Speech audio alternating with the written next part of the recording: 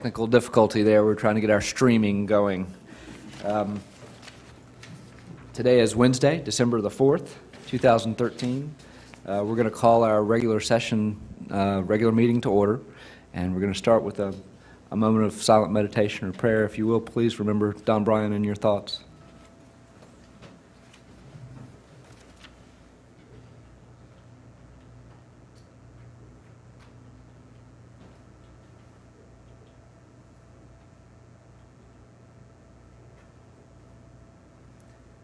Amen.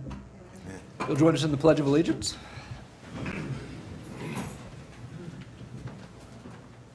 I pledge allegiance to the flag of the United States of America and to the republic for which it stands, one nation, under God, indivisible, with liberty and justice for all.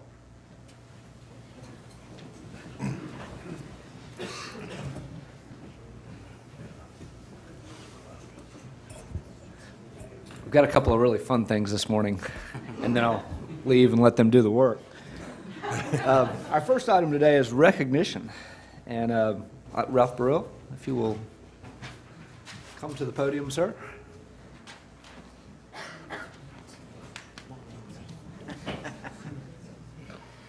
Nancy's a little shy.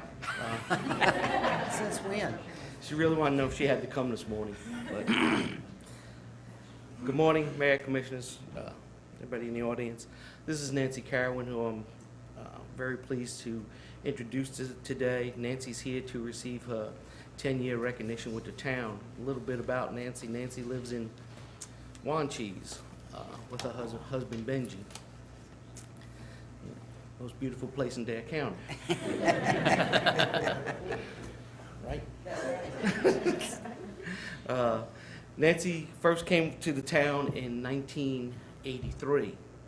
She stayed for about 5 years, and then she went over to the dark side. She went to work for Dare County, when she was the plant operator at the RO plant. After being there at Dare County, she seen the error of her ways and finally decided to come back to Nags Head, which she truly loved. And she's been here for the last 10 years. So without any other further ado, I'd like to introduce Nancy Carwin. Nancy, if you'll come forward.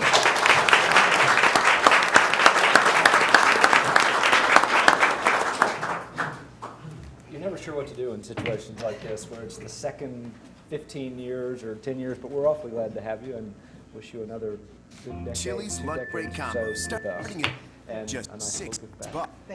Like our new Santa Fe chicken quesadilla, burger bites, sandwiches, and more. Served with fries and your choice of super salad. Chili's lunch break combo starting at $6. More life happens here. Thank you.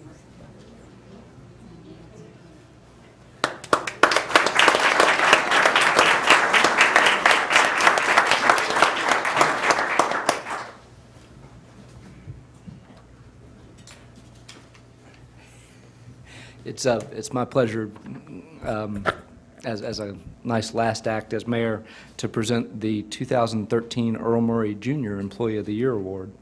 And this is always it's a difficult time because we've got a large organization, and there are a lot of very deserving employees who have gone above and beyond what their job description is. I'm going to ask Cliff and department heads to give us a little bit of background. And thank you, Mayor and Board. We're going to, again this year, ask that each department head come forward and tell you a little bit about the person that they nominated and why. So we're going to go in no particular order, but we'll start with Elizabeth T. with Planning and Development.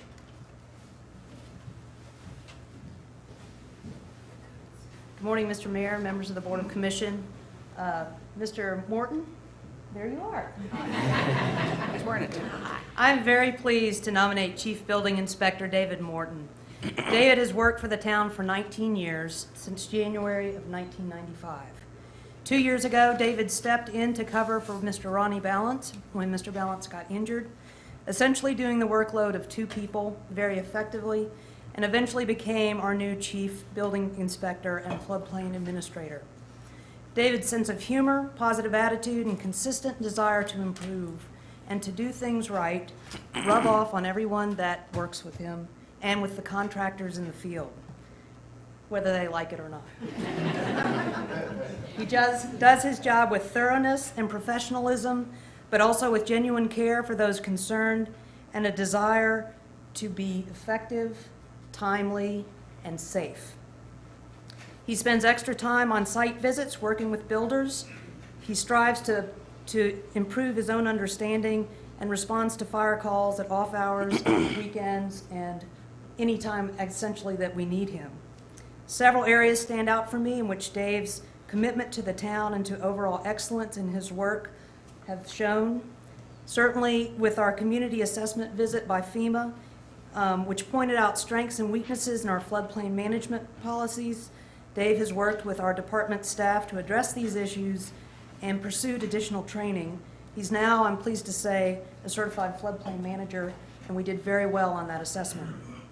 We have several complex issues related to structures in town, and I've had to respond to different issues related to storm damage and permitting needs along with all our department staff.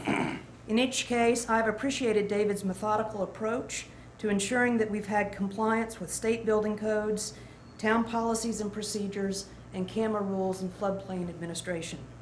Without fail, Dave has been thoughtful, committed to approaching each situation individually and equitably, and thorough. He has also worked with other town staff and across departments to ensure that inspections and approvals, as well as communications with our citizen customers, are coordinated.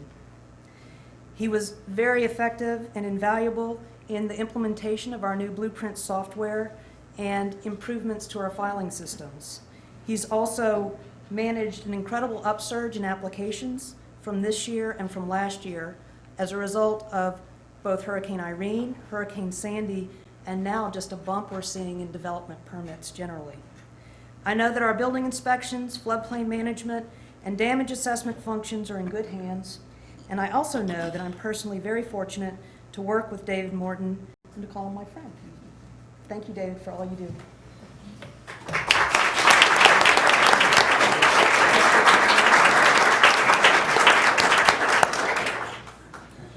Mr. Morton, very, very kind words, and it speaks a lot when your peers and the people that look over you say those good things. We've got a small certificate of appreciation, but please stick around. Luda? You always do a good job. We just, he stays and just, we're happy he does.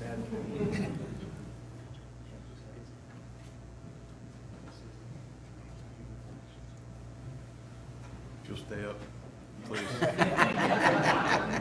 Give her a minute. You'll be safe over here. Well, at least you look nice. I did pull Buddha's tie, and it is not a clip-on. Next, Police Chief Kevin Brinkley. Good morning, Mayor and Board of Commissioners. It's my privilege to come before you today for our nomination for the Employee of the Year, and it's certainly a tough act to follow with someone like David. But on behalf of the Police Department, David, congratulations for your nomination. Our nomination this year from the Police Department is Master Police Officer Greg South. Greg has been with the Nags Head Police Department since 2006. He came to us from up north. We don't hold that against him. Pennsylvania and New Jersey. He had law enforcement experience in both of those states. So he came to us already with a lot of training and a lot of experience. Currently, Greg is assigned to our Criminal Investigations Unit. Greg is, in addition to being an investigator, he also he's a certified accident reconstructionist in many different fields, whether it be for commercial motor vehicles, heavy trucks, whether it be for motorcycles or whether it be for pedestrians. And he's called upon a number of times on behalf of the Nags Head Police Department to come in and investigate these crimes and prepare them for prosecution. But he's also called in to other departments and areas in our county. So we're all proud of the experience and training that Greg brings. He's very personable. He's easy to talk to. You see him get somebody in an interview room to talk, and he immediately establishes a rapport, which is extremely important.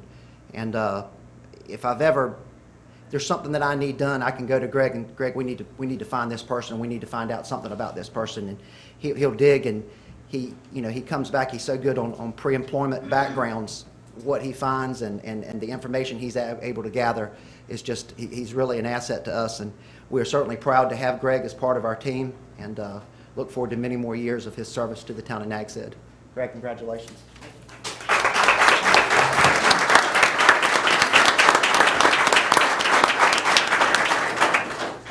We've got a small certificate for you. It is certainly an honor to be recognized by your coworkers, not just in this department, but other departments as well. Congratulations. Thank you very much. Greg, always do a good job. Thank you very much.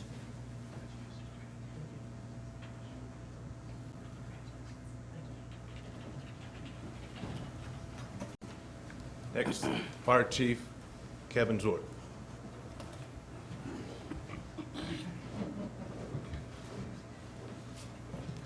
Morning, Mayor, Board. You have a difficult decision before you this morning. Certainly, I want to, on behalf of the fire department, congratulate all of the nominees because we've got a wonderful group of people that we work with, and I know it was really, really tough for y'all. But I would like to introduce on behalf of the fire department, Jackie Hart, who is our office assistant as Employee of the Year. And Jackie's been with us for over 10 years, and she's almost finally got us all trained the way she wants to. So, Jackie is a very dependable and dedicated person. She comes to work early, leaves late quite often. I have to tell her, it's time to go home, Jackie. She brings all of the documentation details, community contacts, and office requirements for 3 divisions within fire rescue: fire, ocean rescue, and reserve. So she has a regular opportunity to deal with over 75 people and oversee all the training records, fire rescue pension fund, all of these things that are just vital for the support and safety of all the staff. These all require diverse levels of her involvement and support, and she does it with a smile. And so she's very pleasant, and she's always there. We know where to find her, and she coordinates her work hours in the best interest of the town for sure. She's dedicated to all personal training, attends training, purchasing, fire inspections, monthly reporting, and ensures that the front office runs smoothly at all times.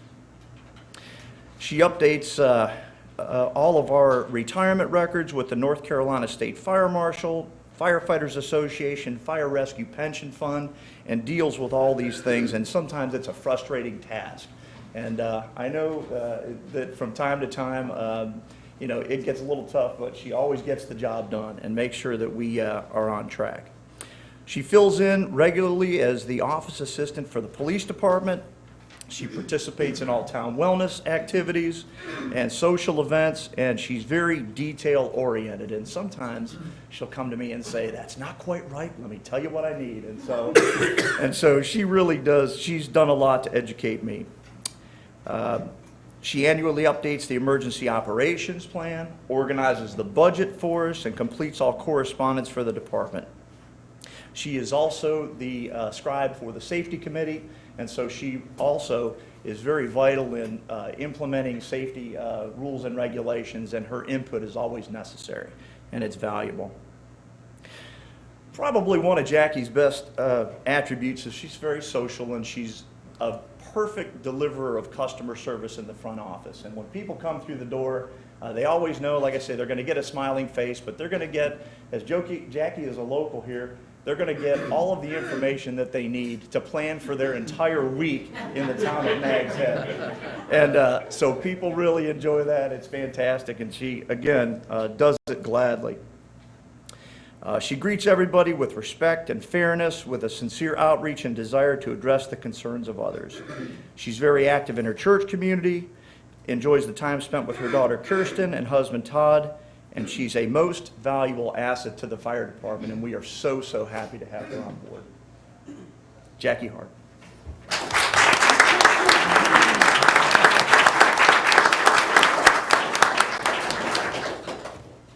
Sounds like a very smart choice on behalf of the fire department. Obviously, you're very important. But thank you very much for all of your time and small certificate. Thank you very much. Many more years. Yep. Jackie, you always do a great job. Thank you very much.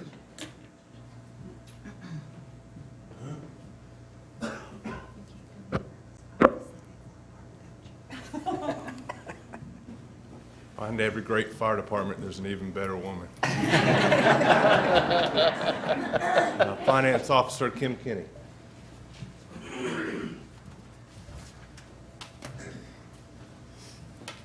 Good morning, Mayor and Board of Commissioners. It's my pleasure this morning to present Admin Services nomination for this year's Employee of the Year, Kim Thompson.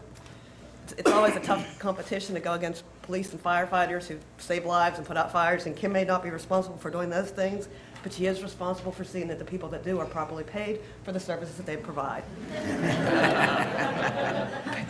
Payroll is an extremely complex, manual, much data entry, very time sensitive. Kim meets all those deadlines perfectly. We've never not met a payroll.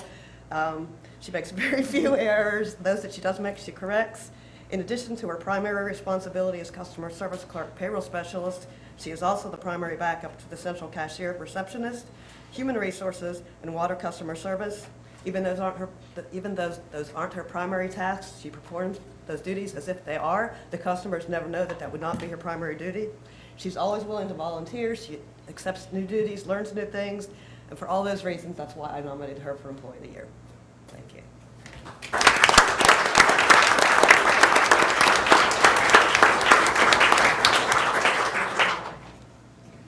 Congratulations. Thank you.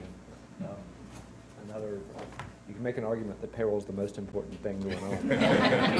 Thank you. Yeah, I think you're going to be leaving. I think you've got to go back up to the podium as well.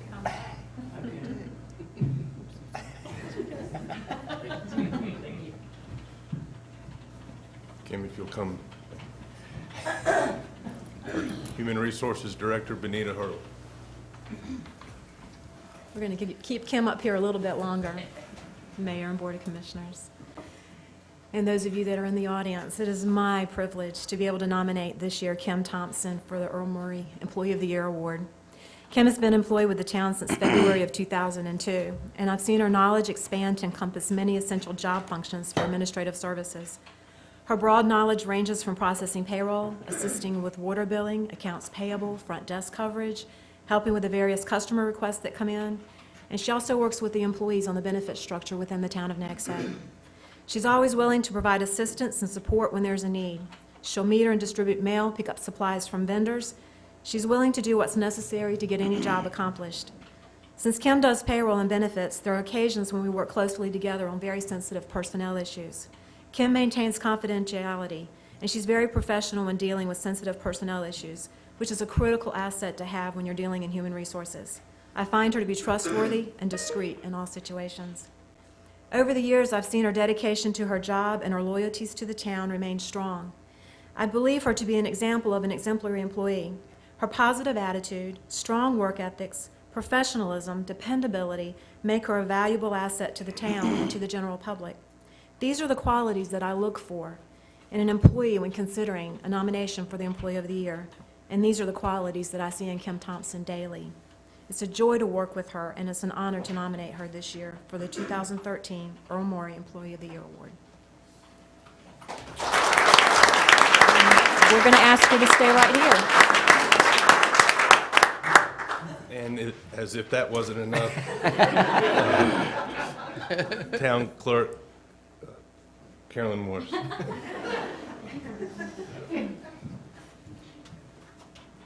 Ditto everything that was just said.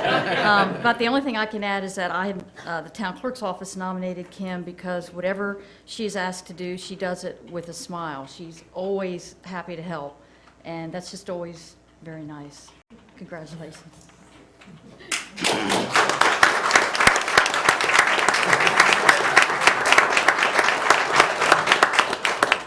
And last but certainly not least, because as our Public Works Director says, when all else fails, call Public Works. Ralph Burrill.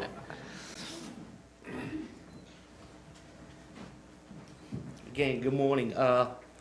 This wasn't planned. This was just coincidence that Nancy's back here again this morning. She was supposed to be here last month, but she was out on training, so couldn't make last month's meeting. So she's back here. So that's why she's here this meeting. There's not a lot that I can say about Nancy's dedication to the town that a lot of people don't already know. But for some people in the audience who don't know, if you got up this morning in Nags Head, took a shower, made a cup of coffee, this is the lady to thank for because she keeps the water flowing. She works tirelessly all the time. What struck me this year mostly was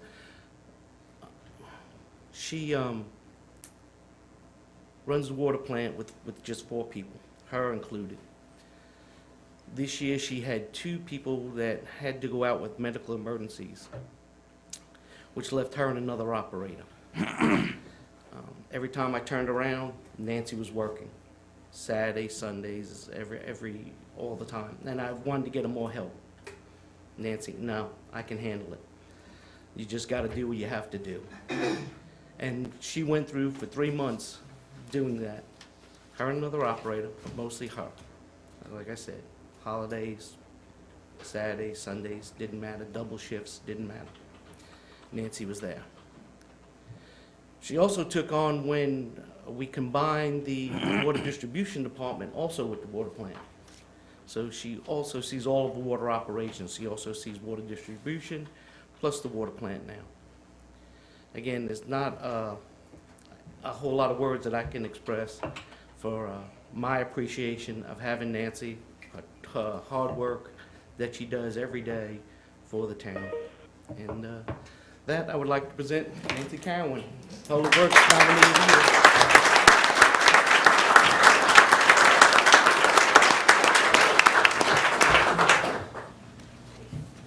Congratulations, ma'am. Well done.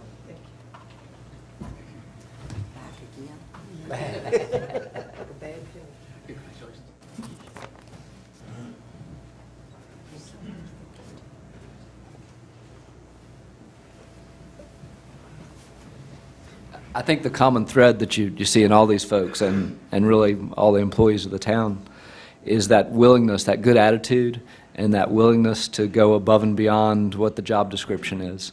And these folks obviously all exemplify that trait, and it's a great thing to be able to recognize them. We do have our excuse me, I should have opened the box beforehand. This is one of the ways that we honor Earl Murray by having the Employee of the Year award named after Earl, because he exemplified that spirit as well. And it's a real pleasure this year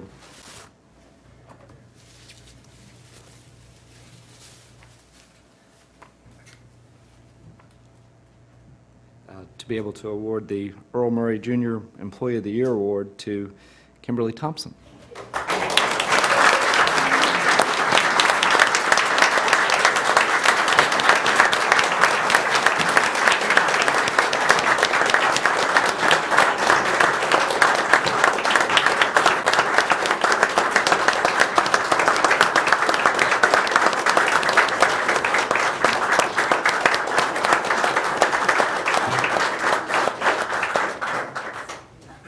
We're going to call a recess so everybody can take pictures. We're waiting for Corey. Ready? Okay, sorry. The official results of the November 5th, 2013 election are as follows. For the position of mayor, Bob Edwards received 356 votes, Doug Romali received 332 votes, Anna Sadler received 177 votes, and there was 1 write-in. For the position of commissioner, John Ratzenberger received 474 votes, Marvin Demers received 462 votes, Wayne Gray received 387 votes, Perry White received 202 votes, and there were 9 write-in votes. Officially elected to the Nags Head Board of Commissioners for 4 years as mayor is Bob Edwards. Officially elected for 4 years as commissioner are John Ratzenberger and Marvin Demers. I'll start with Mayor-elect Edwards with the oath.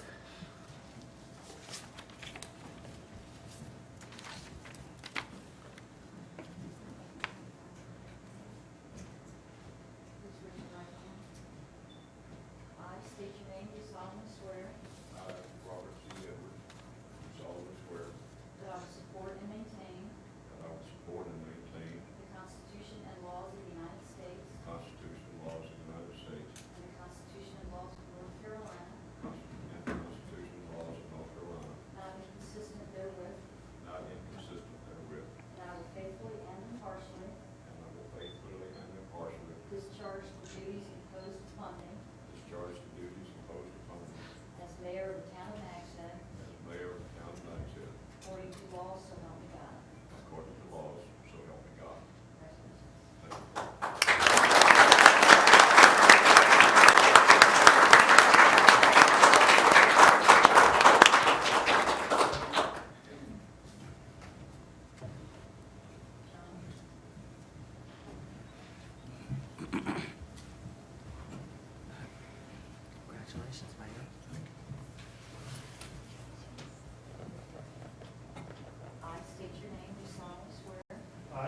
rights and liberties, do solemnly swear that I will support and maintain the Constitution that I will support and maintain the Constitution and laws of the United States and the laws of the United States and the Constitution and laws of North Carolina, and the Constitution and laws of North Carolina, not inconsistent therewith, not inconsistent therewith, and that I will faithfully and impartially and I will faithfully and impartially discharge the duties imposed upon me discharge the duties imposed upon me as Commissioner of the Town of Nags Head, as Commissioner of the Town of Nags Head, according to law, so help me God.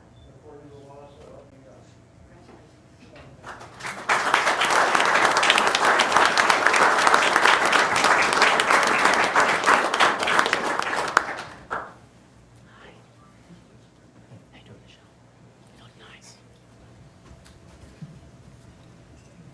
Congratulations. I state your name, solemnly swear I, Monty DeNarnis, do solemnly swear that I will support and maintain that I will support and maintain the Constitution and laws of the United States the Constitution and laws of the United States and the Constitution and laws of North Carolina, and the Constitution and laws of North Carolina, not inconsistent therewith, not inconsistent therewith, and that I will faithfully and impartially and that I will faithfully and impartially discharge the duties imposed upon me discharge the duties imposed upon me as Commissioner of the Town of Nags Head, as Commissioner of the Town of Nags Head, according to law, so help me God. according to law, so help me God.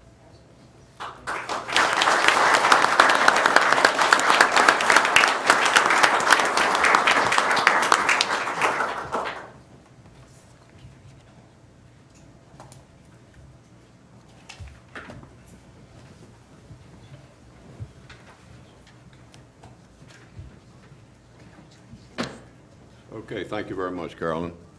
And I look forward to working with each of you, and I think we have a great board here, and look forward to a lot of activity.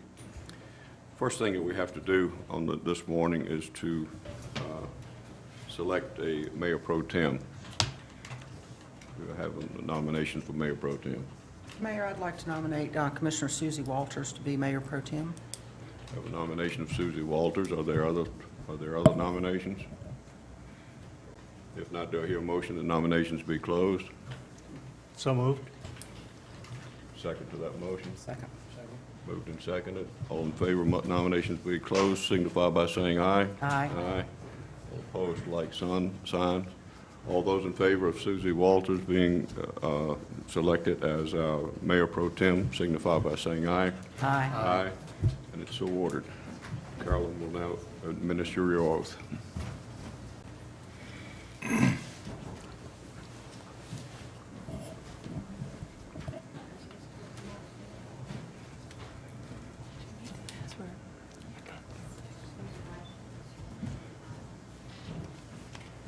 state your name, do solemnly swear, I, Susie Walters, that having been duly elected Mayor Pro Tem by the Board of Commissioners of the Town of Nags Head, and official meeting held on December 4th, 2013, I will support and maintain the Constitution and laws of the United States and the Constitution and laws of North Carolina, not inconsistent therewith, and I will faithfully and impartially discharge the duties imposed upon me as Mayor Pro Tem of the Town of Nags Head, according to law, so help me God.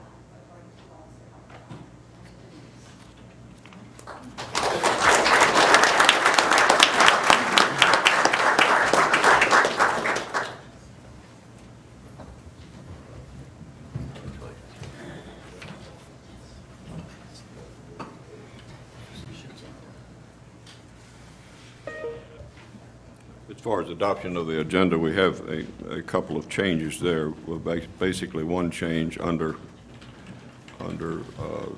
topic H, number 2, a public hearing to consider approval of proposed 20-foot access easement. That will be dropped from the agenda and sent back to the planning board for further processing. Do you have a motion that we adopt the agenda as amended? So moved. Second. Moved and seconded. All in favor signify by saying aye. Aye. Aye. Opposed, like sign. Now is a time for audience response. This is a time when any members of the audience who would like to come before the commissioners to discuss any item that you would like to would come forward. I would ask that you hold your comments to 5 minutes if you could. Do we have any audience response this morning?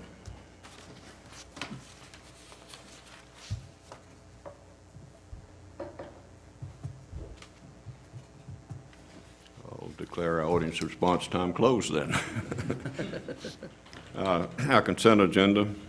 Do I have a motion that we accept the consent agenda as presented?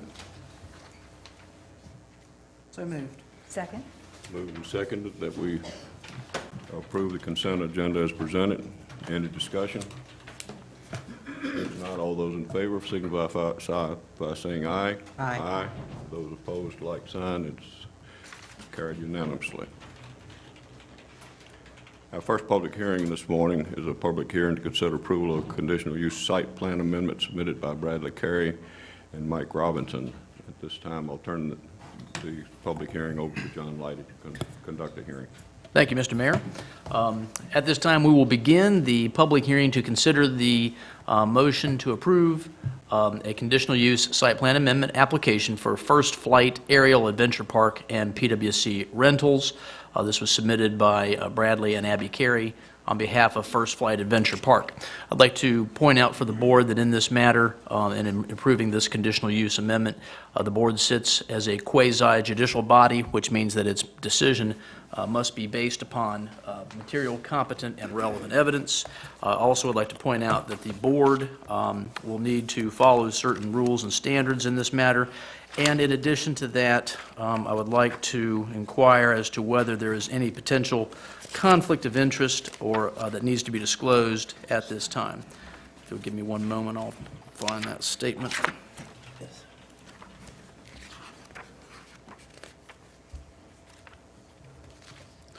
In fact, I'll tell you what we should do first is everyone who's going to participate in this proceeding and provide evidence must take an oath from the clerk. And so if all those who will participate will at this time approach Clerk Morris, she will administer the oath.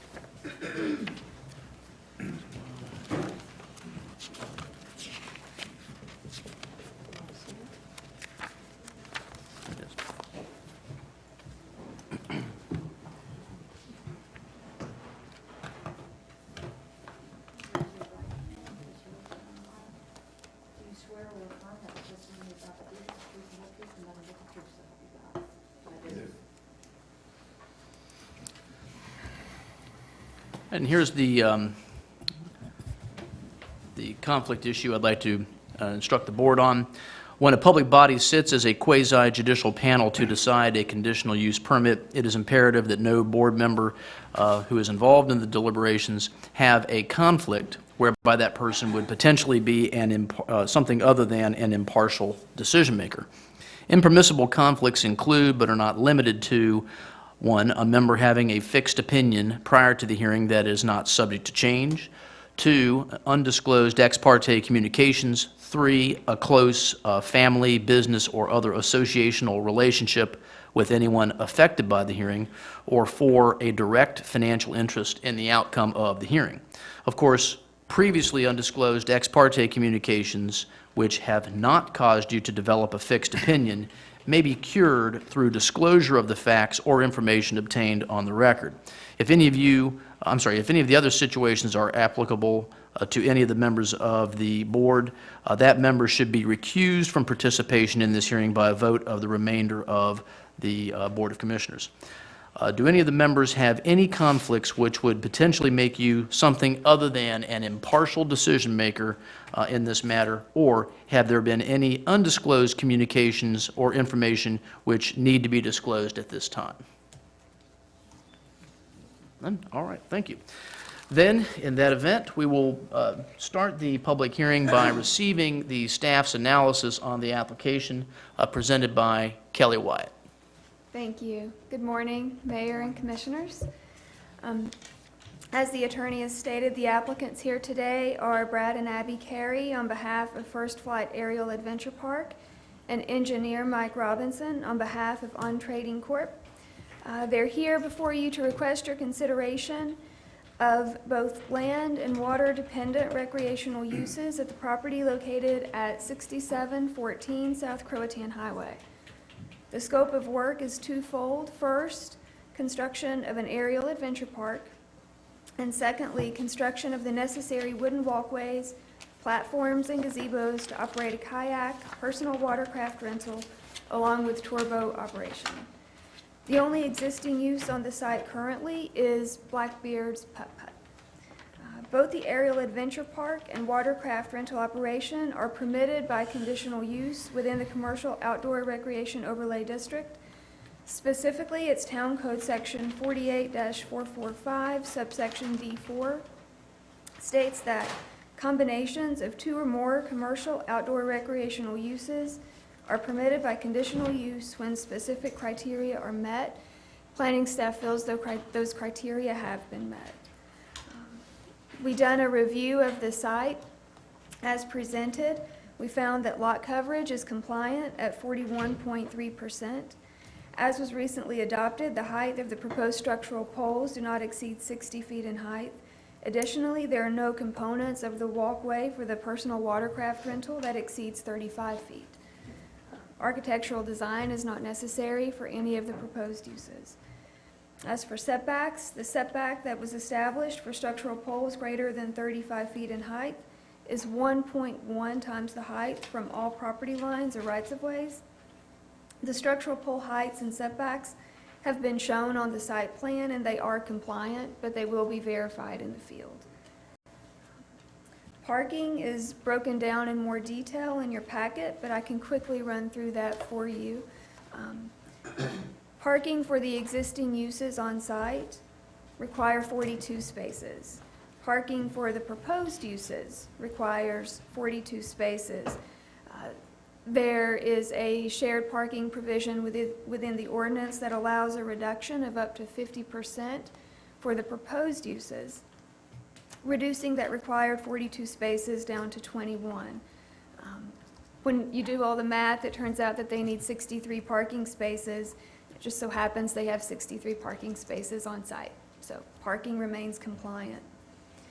The parking subcommittee that's comprised of planning board members and planning staff discussed providing a 10 by 10 turnaround for the applicant. And that 10 by 10 turnaround has been shown on the site plan. However, the town engineer has noted in an email correspondence that's included in your packet that there may not be a requirement for that at this time. The planning board, when they heard this at their November 19th meeting, did recommend that the 10 by 10 turnaround remain in place. Recently adopted Town Code Section 48-445, subsection D1E, requires that either a mature vegetated landscape buffer or a 10-foot tall privacy fence buffer any residential uses and districts. There are no residential uses or districts adjoining this property. However, we will still require the minimum buffer yard C alongside the property lines, and that has been shown on the site plan and is compliant. There have been no changes or revisions proposed to the lighting or signage. The Dare County Health Department reviewed and approved this request previously. There has been some minor changes that have occurred on site, specifically relocating the boardwalk from the southern boundary to the northern boundary. So prior to any building permit issuance, planning staff would like to see just a reaffirmation from the Dare County Health Department that that's still in place. Stormwater management and traffic circulation have been reviewed and approved by the town engineer. The fire department has resolved some concerns that they initially had with this request. The project will be required to comply with all North Carolina Fire Prevention Code requirements. All approvals must be acquired from the Department of Labor. That relocation that I mentioned earlier of the wooden walkway from the southern property line to the northern property line has helped the fire department in that accessibility to the aerial park will be much easier now, and they have decided to work on a joint training effort for any type of emergency response that's needed. The aerial park staff and the Nags Head Fire Department will do that joint training. The Public Works Department has reviewed and approved the proposal. Staff finds that the requested conditional use site plan amendment is consistent with the proposed use and development standards as recently adopted into the town code, and would recommend approval contingent upon all necessary shared access and parking easements be obtained and recorded. If we can look at the site plan for just a moment.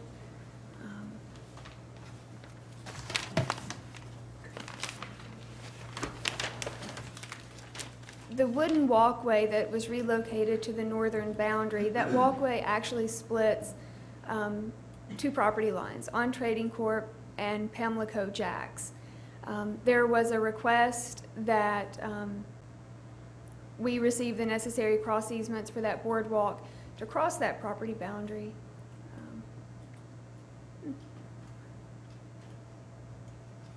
Not wanting to work. Essentially right in this area. So while we don't have anything in writing yet, Mike Kelly is here today to speak to the board about that shared access of the wooden walkway on his property at Pamlico Jacks. Their November 19th meeting, the planning board also recommended approval of the conditional use site plan amendment, also contingent upon the necessary shared parking and access easements being obtained and recorded. I can answer any questions. We have Brad and Abby Carey in the audience, Mike Kelly, and then the engineer, Mike Robinson, for any questions that you may have. All right, does any of the board members have any questions for Ms. Wyatt at this time? Yes, Mr. Ratzenberger. Again, this little walkway that sticks out there, was that the one that the fire folks wanted to have to make their job easier? Yes, this actually does work better. Initially, well, in 2010, there was a boardwalk that was reviewed by the Planning Board and Board of Commissioners along this northern boundary, but it was located entirely within the on Trading Corp property. That was never acted upon, that expired. So upon reapplication, the boardwalk was shifted here to the southern boundary. There were some concerns there with the fire department having accessibility to the aerial park should they need it. So for many reasons, it seemed better to shift this back to the northern boundary. We now have this platform here with a walkway that comes out, so that should there be any need for an emergency response, we at least have a situation now where they can access the aerial park much easier. So that, in addition with the joint training, has, I believe, satisfied fire's request, but Captain Height is here if you have any questions. No, thank you. I just need to clarify. Okay. I just had one question for Kelly. Have we received the cross-parking agreements yet? Not yet. We have So not still received don't- those. Still don't have those either. So in order. any approval would be contingent. Right, okay, thank you. Any other questions for Ms. Wyatt from the board at this time? Yes, sir. This might be better addressed to the applicant. What are the months of operation of this aerial park? I can let Mr. Carey Okay, I'll wait on that. discuss that. All right, before you step away, Ms. Wyatt, Mr. Carey, do you have any questions for Ms. Wyatt at this time? Okay. Anything further from Ms. Wyatt? All right, thank you very much. Thank you. All right, Mr. Carey, on behalf of the applicant, you may make your presentation at this time.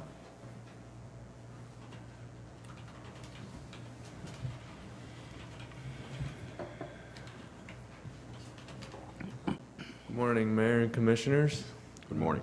It's nice to see some familiar faces up there this time. Yep.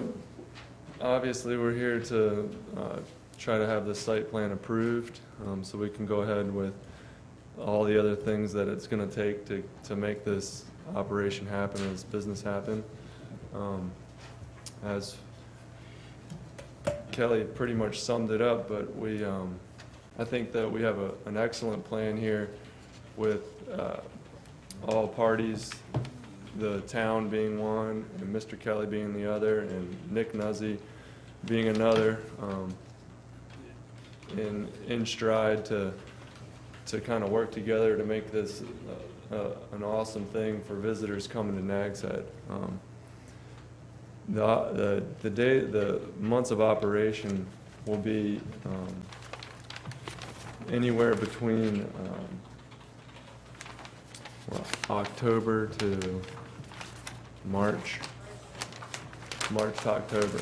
That's my better second half over there, Abby. She should actually be up here doing this, but is there any other questions? All right, does the board have any questions for Mr. Carey? Mr. Carey, the site plan shows, I think, one tower, and some of the documentation talked about two towers. Is this the current configuration, the one tower? Yes, sir. Okay. That was put in place to partly to help with the public safety, to only have one point of access to get to instead of having two. Thank you. Yes, sir. And this maybe a little bit in the weeds, but I noticed there's two leases here. So one lease is with the mini golf folks, and that's for the park. Mm-hmm. And the other's was the Nags fees and general terms. The other lease is with Dairy Queen, and that's for retail. Yes, sir. Okay, and that's fine. I did notice that, and this just may be for you to look at, there may be a reason, but one lease says you start operations at 8, the other says not till 9. Is there a reason for that? No, I think it's mainly just to have accessibility to those times. That's fine, I was just curious, it's one of those little anomalies I saw in there. Sure. It's because If you'll please go to the podium so we can make sure we record your evidence. I was hoping you'd find a way to get her up here. I believe so. Point of order, I think Ms. Abby here will have to be sworn in. If she hasn't been sworn yet, yes, she does. Do you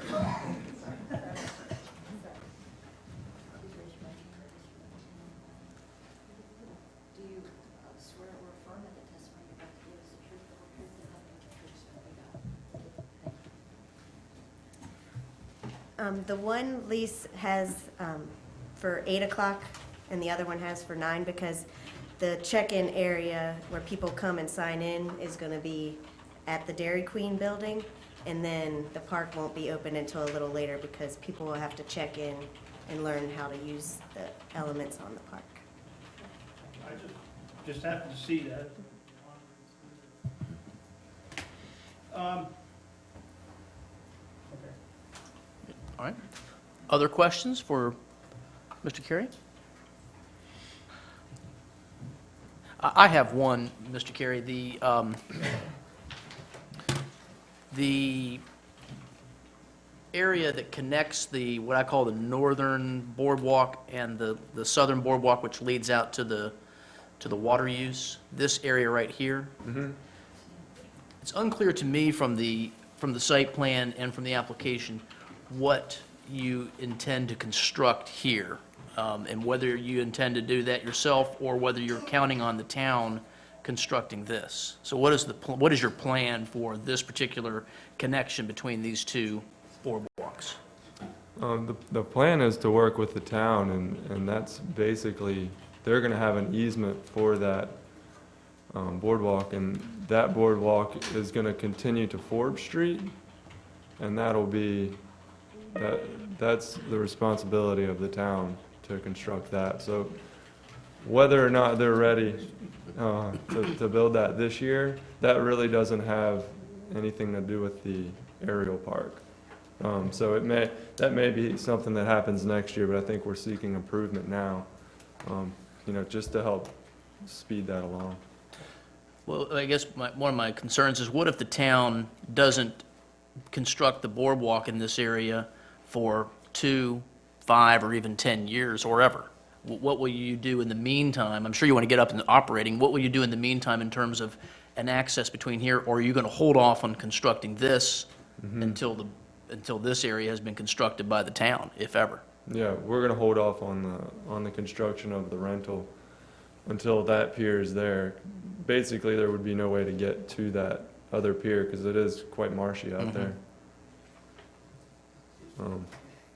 I think it's an excellent plan the town has to put that pier along the sound there. If you've been out to Duck's Pier, it's really beautiful. So. Ms. Cahoon, you have a question? I share the concern that the attorney raised, and it's one that I was going to ask because I couldn't open my email. Thank Commissioner Ratzenberger for having printed it out. That's a conceptual plan that's in ideas, but not one that's been formally adopted by the Board of Commissioners to have that boardwalk. We have not funded it, we have not reviewed it, we haven't done anything, and for it to show up on a site plan causes me a little bit of concern because that leads to an expectation that may or may not be valid because, like I say, we haven't approved it, we haven't funded it, and to show another appendage coming off of a boardwalk that is just in theory an idea on a site plan, to me, is a little bit misleading to the public as well as perhaps to the applicant. Right. That we're going to do something when we don't know in reality what we're going to do. Could I piggyback on that too? Because that was the other point I had in the lease. Your lease actually, paragraph 16, requires you, if the tenant fails to construct the walkway, pier, and dock by May 1st, your lease is in doubt. You violated the lease. So I mean, you have, just as a piece of information, you have a little paperwork problem here with your plan because that's probably not going to happen. What I would mention is that Mike Robinson is here on behalf of Mr. Nuzzi, and that portion of that walkway, in our discussions with them, is something that we've already discussed and is part of the phasing of another part of the commercial use. I'd like Mr. Robinson to answer that as well. Sorry. Mike Robinson. Our original plan, the one that you all reviewed several years back, had the boardwalk along the north property line. It then ran across the property and out to the water with the pier and the configuration that it is now. As this plan evolved, we moved the boardwalk to the south property line, got all the permits modified, started running that process through the town. As it turns out, it makes more sense from a safety perspective and from multiple perspectives to have the boardwalk along the north property line. And so this plan was sort of developed to move the boardwalk to the north property line, keeping the pier in the south. Now, as we were going through this process, we understood that there was a town boardwalk project in the works. So we had multiple meetings to discuss that. And what we tried to do was sort of coordinate this with the concept of the town boardwalk project being constructed at some point. We have set up provisions in the site plan that this can be a phased project, that we can build portions of this. It may turn out that we have to build the north boardwalk, the cross boardwalk, and the south boardwalk entirely by the developer. If it works out that we can, tie this into the town boardwalk, that's great. We do understand there's no assurances, and everybody understands there's no assurances that boardwalk will be built. If, in order to get Mr. Carey in operation, I think the first phase of this project would be to build enough of the boardwalk to get him in operation. And we only have to build down to his access point. So that's kind of where we're at right now with it. Again, no one is assuming, and we all understand that this is a concept, and there's a lot of things that have to happen between here and there to get there. We just wanted to try to coordinate it, and I think it'd be nice if it was a part of the town boardwalk system, but we'll just have to, time will tell on that one. So. Ms. Cahoon. Mike, clarify for me, you're going to build the boardwalk on the north property line. That's going to be built, Yes. okay? But the pier that extends out into the water is not going to be built. If there's no, again, that's going to kind of depend on the town's schedule for that boardwalk and if that boardwalk ever gets built. If for some reason, the first phase would be to get Mr. Carey in operation, so that would be the north part of the boardwalk. The second phase would be, let's say the town comes in and does build the boardwalk, then our second phase would be to build the southern boardwalk and the pier. If for some reason the town does not build the boardwalk and they want to go ahead and have the pier in place, then we would have to build the cross connection point, so. Okay. Question for Elizabeth. All right, let's see if there's any more questions for Mr. Robinson at this point. Have one, just to make it perfectly clear. This aerial park can be built and operated with just the north boardwalk built and nothing else. Yes, So it can. be It's not dependent on. Can be a completely separate project. Yes, sir. All right, any other questions for Mr. Robinson at this point? I want to repeat, though, technically, you'd be in violation of that lease. And, So you and, might want to adjust. right, that, I think that lease is a bit of a, it's a work in progress, because this plan has rapidly evolved over the last couple weeks, to get to where we're at right now, so. Mr. Demers? Yes, Mr. Robinson, the site plan states that On Trading holds a permit for a kayak and personal watercraft. Is that a currently valid permit, or? That, yeah, see, what happened is, as we were going through this process, the original CUP expired. Right. So this plan is not only the approval of the aerial park, but it is a reapproval of the CUP for the water activities. Okay, so a permit will have to follow after the CUP for those activities, is that correct? You mean a building permit? It just says holds permits for kayak and PWC. Okay, all right, yes. We, at that time, originally, we had the town approval for the CUP. We had all the CAMO approvals for the boardwalk. We modified the CAMO approval to move the boardwalk to the south line. Now we're going to modify it back to move it back to the north line. But you know, CAMO's been real cooperative so far. Right. I don't, you know, anticipate any problems with that, so. And a separate question regarding the rainwater runoff.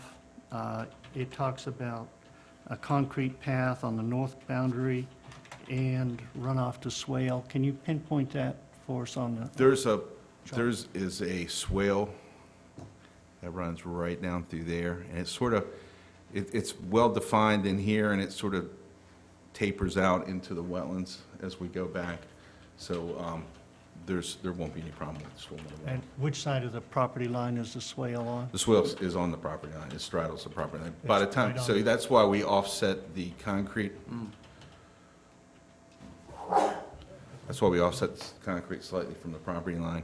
And then by the time we get down here where the boardwalk is going to straddle the property line, there's no swale. It's all just marsh at that point.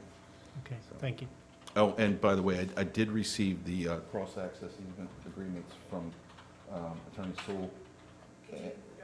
Yeah, I've received the cross-access easements. They've been circulated for review by Mr. Nuzzi, and we will be forwarding those very shortly. All right, any other questions for Mr. Robinson at this time? All right, if not, did someone have a question for Ms. Teague? Yes, ma'am.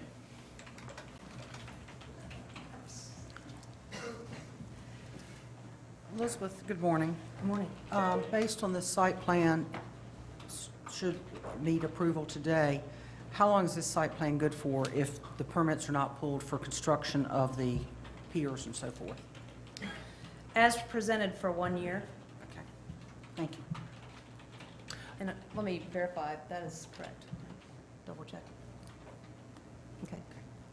Any other questions for, hold on, any other questions for Mrs. Teague at this time? Mr. Carey, is there any other information you want Ms. Teague to present, or any other questions you have for her? Okay. At this time, Mr. Carey, do you have any other information that you wish to present in support of this application, whether it's from yourself or from any of your witnesses? Okay. Anything further from staff at this time?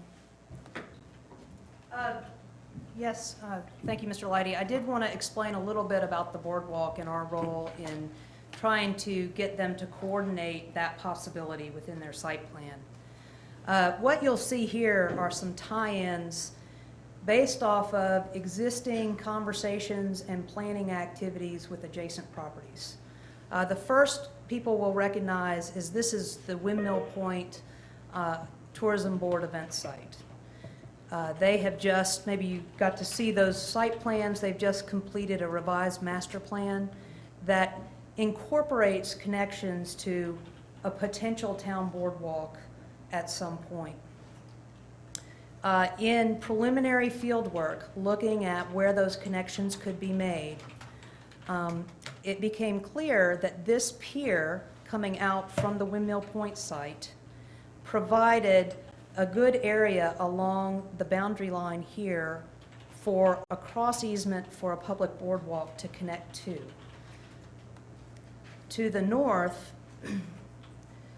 we have some uplands and sort of a tree line back here. As part of the boardwalk planning process, we have met with each individual property owner shown in this plan here, the subset of the plan, including Mr. Kelly, who's here today, to try and determine what would be the best alignment for the boardwalk for their particular property and their particular use. With the goal being that should the town build a boardwalk, we want it to be interactive, we want it to be added value to the property owner, and we wanted it to create an opportunity for the businesses in those properties to see benefit from pedestrian traffic, from an additional tourism draw to the area. So that is why the sort of design team here created this cross easement here. Pending approval of the boardwalk plan from this Board of Commissioners, we would like to go ahead and formalize an easement, an underlying easement across this property for a joint use agreement. That joint use agreement would allow them to come through here, and through here, and it would create some sort of joint use and joint maintenance agreement for this area should this be part of the public access or public boardwalk crossing. As Mr. Robinson mentioned, the applicants were told up front that there's no guarantee that this would be built, but this plan actually works for them, and by having it right here, it works for the potential boardwalk project when we have it. So we're just trying to be forward-thinking, not to make necessarily any promises. But we've greatly appreciated the property owners working with us on this, and the applicants, and certainly Mr. Carey in trying to fit this plan in with a larger public project that we hope will benefit many people. The second thing I will add regarding the boardwalk is another benefit to moving it to the north, in addition to the safety purpose, is that it creates a shared access between the Pamlico Jack's restaurant and the Putt-Putt Golf Course aerial park, so that people who are using Pamlico Jack's or people that are using the aerial park can actually share and access and get up on the public boardwalk. What's envisioned is eventually a pedestrian network where someone could potentially walk with their family, and maybe the kids could go work on the, go do something on the aerial park, and maybe the parents can come over and have a drink on the deck of Pamlico Jack's. So in doing this, we're trying to create that interaction both with the public boardwalk and the individual businesses, and also to take advantage of opportunities for individual businesses to interact and help each other. So hopefully that gives you a little bit of background on our thinking, and I know that Mr. Kelly is here and he can talk a little bit more about his commitment to that shared easement. So, thanks. I'm happy to answer any questions about the general boardwalk plan if you have it. If you'll wait and see if there are any questions for Mrs. Teague about this information. Mayor, I don't want to get into it now, but I'd like to talk about this boardwalk. Because right now we've got somebody in town making a plan to do something based on something that doesn't exist. And in my opinion, before I even got here, hasn't been publicly discussed, approved, or anything else. doing them, the applicant any favor? We'll place that on the future agenda for a Thank you very much. specific item to be I discussed. do have a question that may be a planning question. Go ahead. You may certainly do so. The site in question here typically tends to rent its parking lot during, say, the seafood festival. They're talking about being open in October.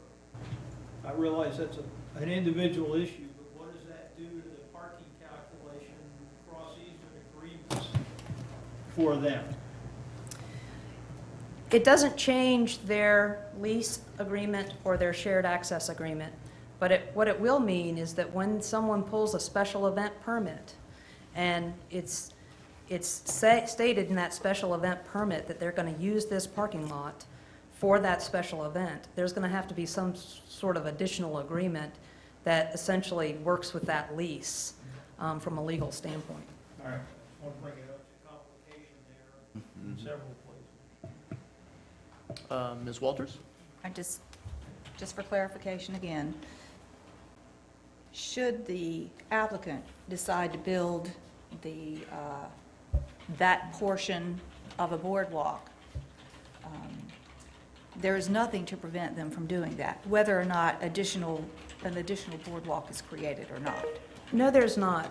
We've asked for a cross easement at some point, and they're trying to sort of accommodate us in the future when the board is at a place where we adopt the boardwalk plan. The boardwalk plan was part of the adopted budget. We have an appointed committee that was appointed by this board. They've met 4 or 5 times, including a tour of the Duck Boardwalk, and been working with Mr. George Wood of Environmental Professionals and Mr. David Ryan of our engineering, our Public Works Department, our town engineer, and with Ms. Lee Leidy of the Coastal Land Trust. And the purpose was really at this phase of the plan is to do outreach to each individual property owner to look at those potential areas for access. Where, if we're going to come and ask people for an easement or use across their property, where would they want to see it? We're in a place now where we have at least on the northern part, an alignment that has evolved from those meetings with those property owners. We have some other property owners that we're still working with, Tanger, for example, being a big one, and we've been trying to wait for them to send some people down to look at the Tanger site specifically.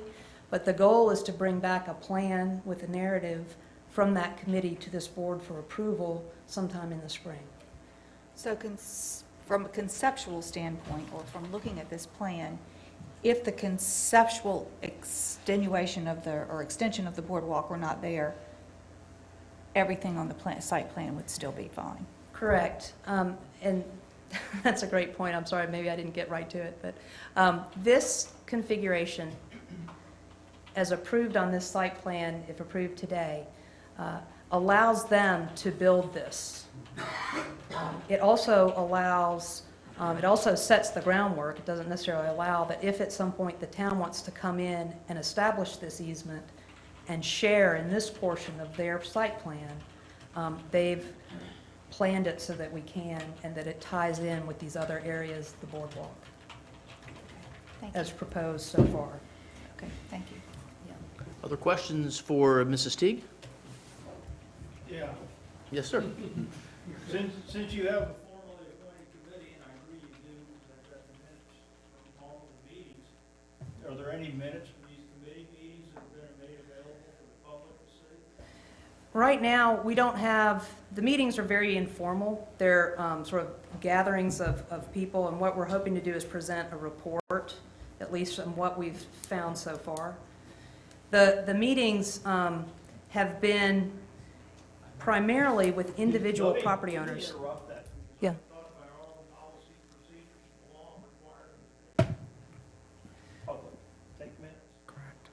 We do take minutes and notes, which I'm happy to present in a formal report. We haven't been posting them on our town website per se, but we can have provide the notes. summaries. We can provide some. I don't want to get into an argument, but I've been sitting in the back corner for every meeting, and I've never heard any, other than what I see about this and that. I just would like to bring up that I don't think we're not keeping people informed the way we should. And I think there's now some misconceptions out there. Commissioner Ratzenberger, if, I think we could probably resolve this issue by asking Ms. Teague to come to our January meeting with an update report for the Board of Commissioners. I'd be happy to do that. If you would, please.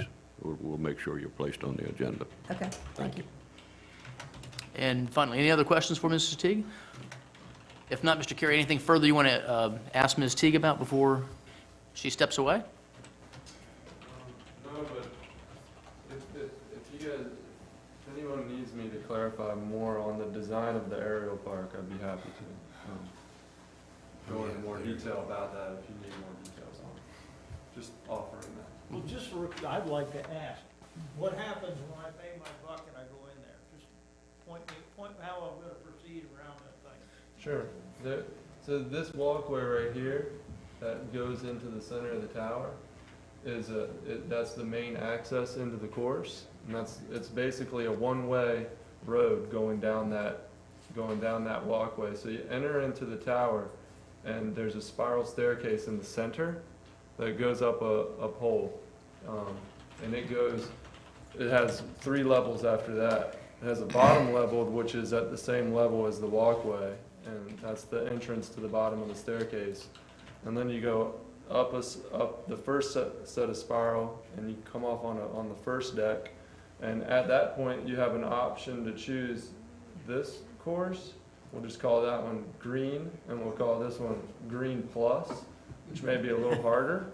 So then you do a series. This one has 8 elements, and I'm sorry if you missed when we had our discussion about the ordinance, and I kind of went over more or less what an element is, but it's an obstacle, basically from pole to pole or an event. So there'll be 8 uniquely built obstacles that go this way. So you go through that, and then you zip line back to the start, and then if you go on the green plus, you go around 8 different ones that may be slightly harder, and then zip back to the platform here. And then you can go, if you still have time, or if we don't know if we're going to do it by time or by course, but then you can enter back in and go up maybe to the second level, which we'll just call blue. And you could do blue or blue plus. And then you zip back to the start again. And then you go back in and go up to the 3rd level, which would be the highest as of now, and then you have the choice again to do red or red plus. And then this tower, the tower here is proposed to be 60 feet, and all these poles on the sides would be 50. So the course will end at 3 levels high on each band, and then the tower will have room for expansion for another level in the future, which will be used for something else. Okay, thank you. Without seeing the little zip line at the end Yeah. of the arms, I thought you just got dropped. You make your way back. That could be a unique challenge as well. Yeah, just an added one. Pay an extra $1 for that. Okay, thank you very much. Welcome. Ms. Cahoon? You've raised a question for me, I'm sorry. No problem. The height of the tower is 60 feet. Yes. That is as tall as it can be, correct? Right, exactly. What was the future expansion to be added on? Oh, no, not height-wise, but because these poles on the outside are only 50 feet high, and the tower is the only thing that's 60, there's no way that we could expand this to have 4 levels. Okay. These arms. So the expansion would be just an additional level on that tower. Okay. Thank you very much for the clarification. Any other questions for Mr. Carey? Mr. Carey, is there any other information you want to present, or any other evidence you want to present for the board's consideration in connection with this application? No, sir. All right.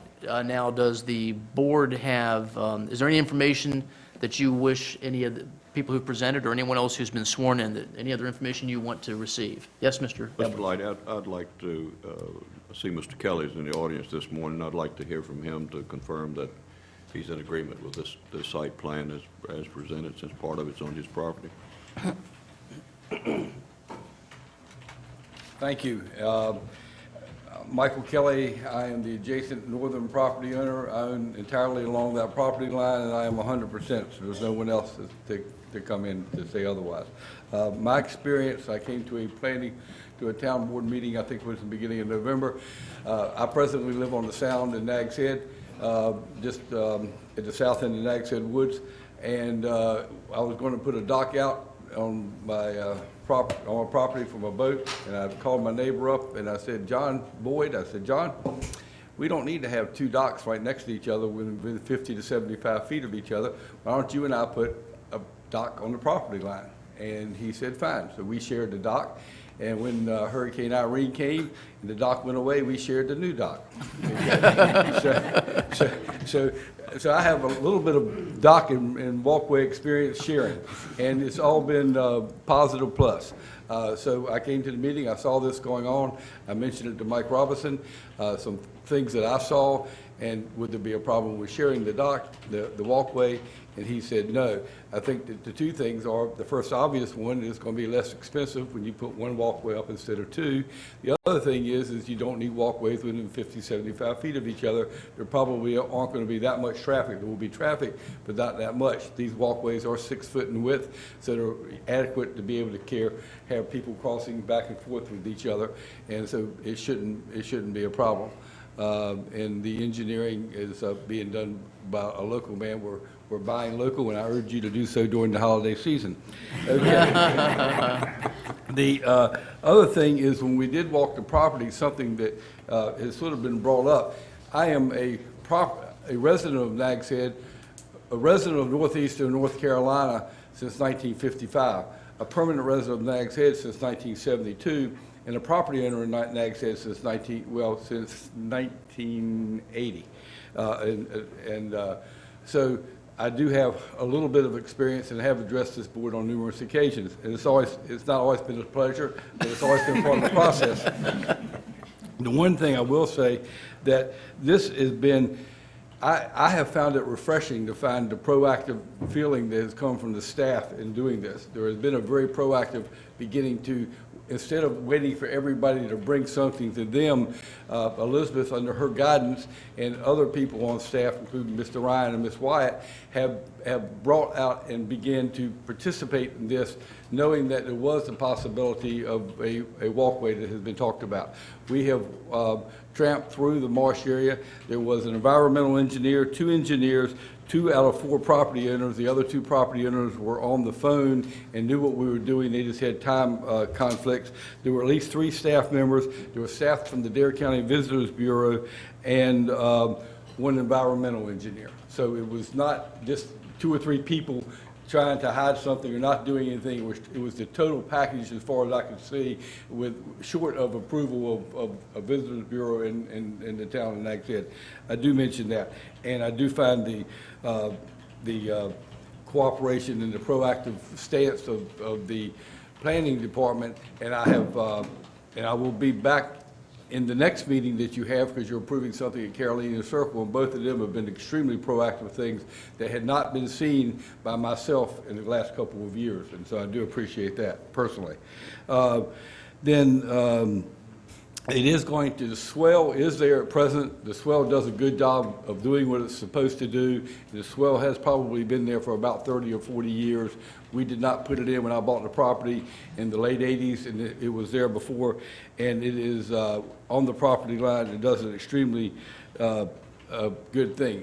In building and sharing this walkway, we have no expectation, or I have no expectations. It's exactly as is. We know what it is. We know where we're going. We know that the other hasn't been approved. We know it's just conversation at the present time. And then we also understand there are politics and everything. And so we got our fingers crossed, and we know that the wisdom of this board, they'll see right to do the right thing. There is one thing I do have a problem with that has been shown on the thing. This is pointed out as a C2 commercial district in everything that's going up, and this is part of the recreational overlay. This is also a hotel motel overlay district, just to be pointed that out, and that this is our participation is no way endorsing one type of overlay district over another type of overlay district. If you need to ask any questions, I'll be glad to explain. Yes, Okay. Ms. Cahoon. I don't have a question, Okay. I have a Thank you, comment ma'am. for you. Yes, ma'am. Thank you very much for you and your neighbor sharing piers. That's the goal of both marine fisheries and coastal management, to cut down on piers and docks, but having people share them creates a whole lot more positive water accessibility. Well, thank you very much, and like I said, we've done it through experience, and I've shared up here for 15 years, and it makes really good sense, so thank you. Thank you, Mike, very much. Mr. Kelly, just a question for you. With respect to this boardwalk here on the north side of the property, or along y'all's property lines, are you prepared to enter into an easement agreement with On Trading to allow that? Yes. Okay. All right, any other questions for Mr. Kelly? Thank you, Mike. Mr. Carey, do you have any questions for Mr. Kelly? Anything else you would like to ask him? Thank you. And does the board wish to receive any other evidence at this time? Thank you, Mike. Thank you. Any other witnesses? So before the board begins its deliberations, is there any other evidence which the board would like to receive? Can I ask for clarification? Yes, sir. Yeah. I think we got, and it may be in the works, the easement, cross parking easement, the easement, the sharing of the boundary with Hamilton. And then there was the expired permits for the rental, the personal watercraft, the rental facility out there, That will be approved again. and those also need, so that's, I think, 3 things. And are we still looking for the Dare County Health Department review? I think Yeah, it that's, was, you're right, that's part of it. all right, Kelly.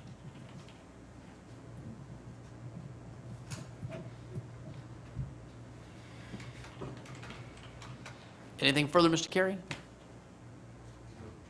All right. Board ready to deliberate? Yep. All right, at this time, we will conclude the public hearing on this application, and the board may begin its deliberations. Before the board does so, I'd like to point a couple things out with respect to this conditional use application amendment.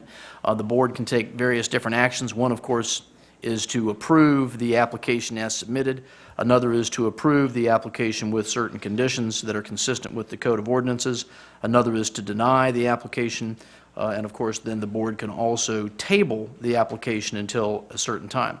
If the board decides to allow the application, there are certain findings which do need to be made, and I'll be glad to go over those with you at the appropriate time if you would like. In addition, to the extent that the board wishes to approve it with any conditions, those conditions would need to be specified as part of the motion as well. So with that said, the board may begin its deliberations. Are we ready to make a motion for discussion? Great. This is my first time, so I'm going to jump into the complicated, so to speak. And my script for Renee composing the art.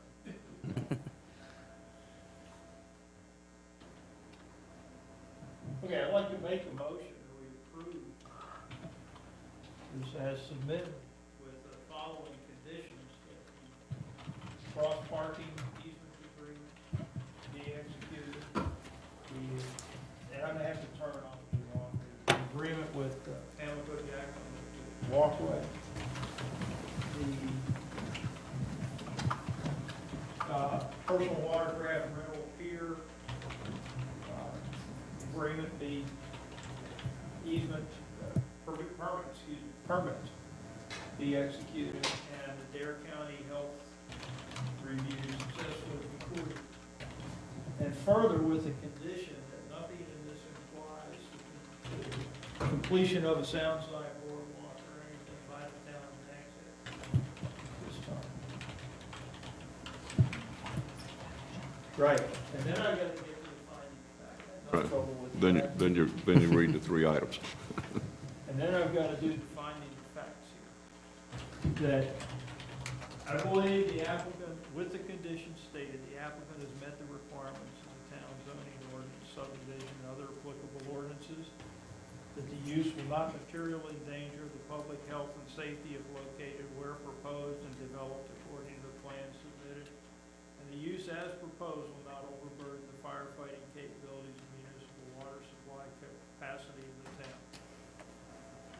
Okay, now, with that lengthy motion, do we have a second to that motion?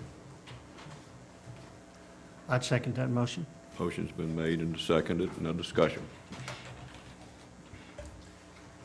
If Mr. Mayor, if I may make one comment, I think the motion is fine as to form.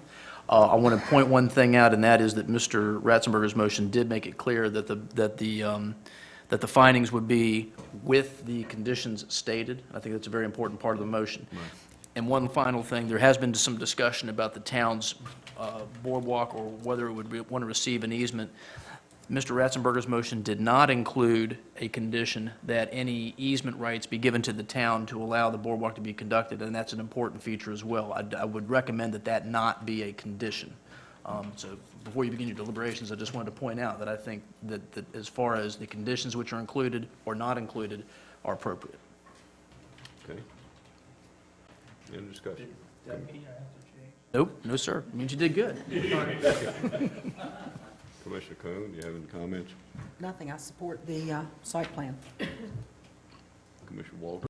I just have a question for our attorney. Go ahead. On page 4 of the lease, I just want to know if this is problematic for us, for the town, because it does speak to what Mr. Ratzenberger brought up regarding the walkway.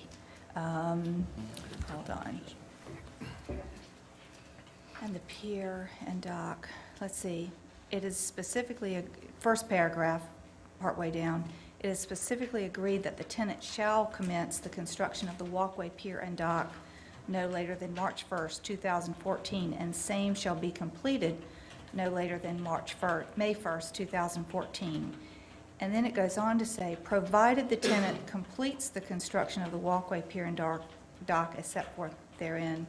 And it goes on to talk about the tenant, being reimbursed at an annual rate. The fact that it says shall be constructed, is that problematic for the town in any way, or is that just between the lessor? That is not problematic for the town. Both you and Mr. Ratzenberger have been kind in pointing out that that is a concern for the applicant. They basically are being held to a condition as it exists in the current lease, which is pretty stringent, and they may want to address that. I think that's why Mr. Ratzenberger pointed it out. But from the town's perspective, I don't see any problem. If that condition is not met in the lease and the lease is breached, it may be that this never gets done. But it doesn't affect anything about the town's approval of the amendment. Okay, thank you. Commissioner Demers, any discussion? Just a comment that I think this concept is an exceptional idea with potential great benefits, not just for the applicant, but for the townspeople and the tourist economy. I totally support it. I think this is the type of development that we want to see, and I applaud all the work that's gone into this. I think we've seen this for about 3 months now, and the plan is developed where I think it'll be a good installation, and we look forward to seeing it built and have a successful business with it, Mr. Carey, and your better half also. You've heard the motion that Mr. Ratzenberger made. Any further discussion?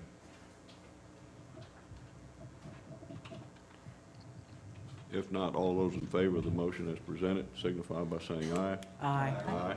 Opposed, like sign. There being none, it's so ordered. I would like for us to take about a 10-minute recess right now, if that's agreeable. I think that consensus on that. Mayor, you get to do that anytime you No, want. That's your privilege.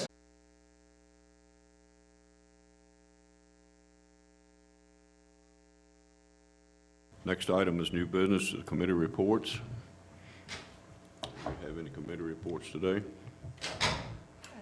Only one. Yeah.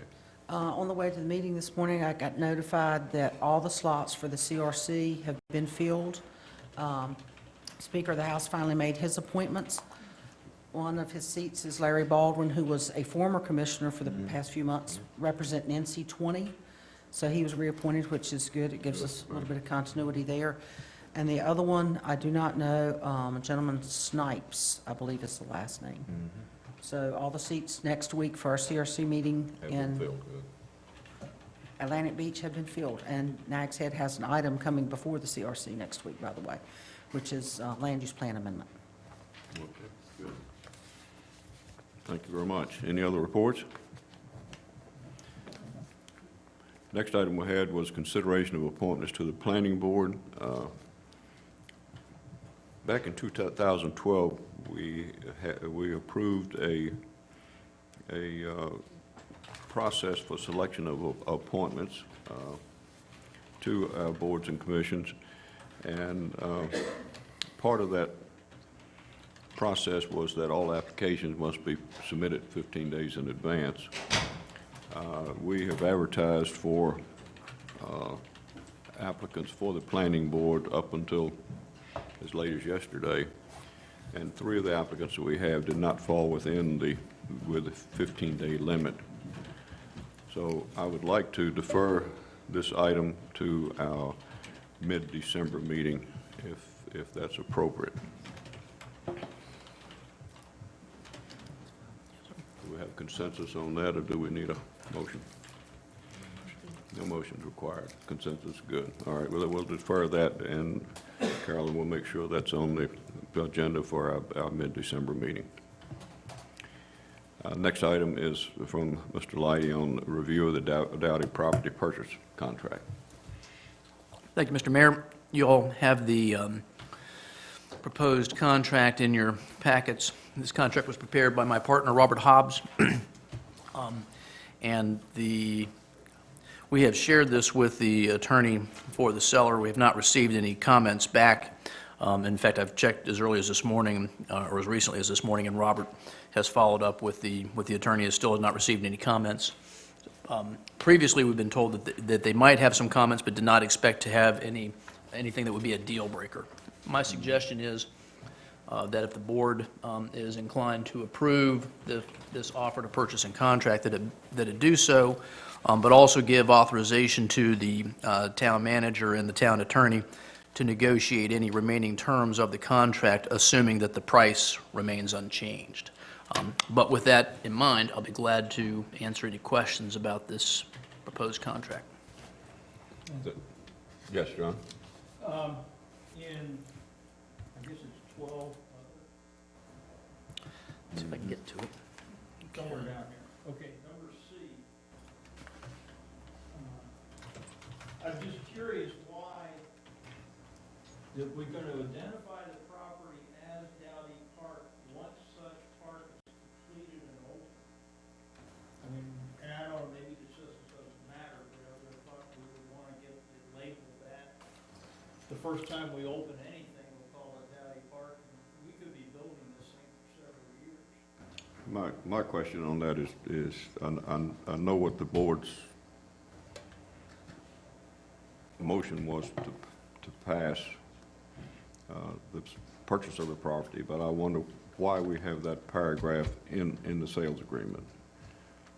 That could be a little bit risky putting that in the sales agreement. I think we need to cover that definitely with easements after the property is purchased to make sure we do what the board said to do. But I wonder why why that paragraph is in the purchase agreement. I'm a little bit skeptical of that. All right, let me comment on both of those. I think as far as the timing goes, the timing is designed to require that the town provide that name by the time that the park is actually opened, so that what it does is it keeps from binding the town to naming it before the facility is open. So in other words, if you were to close on this tomorrow and it took a year to get the park ready to be opened, you wouldn't have to designate it as Dowdy's Park effective tomorrow. So my question then is for a difference of completed versus open?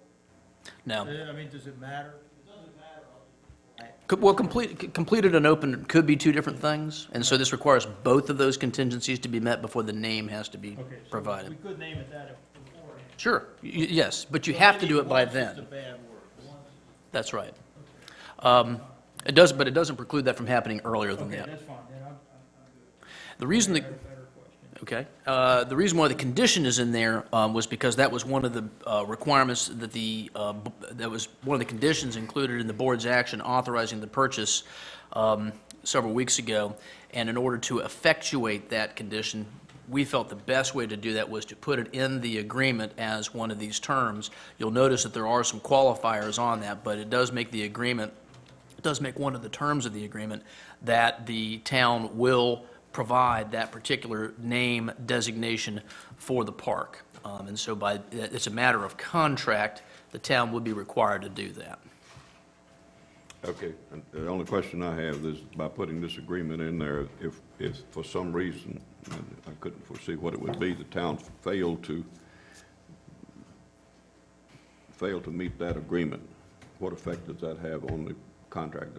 Is there any way that the present owners can come back against the town and said you violated the purchase agreement?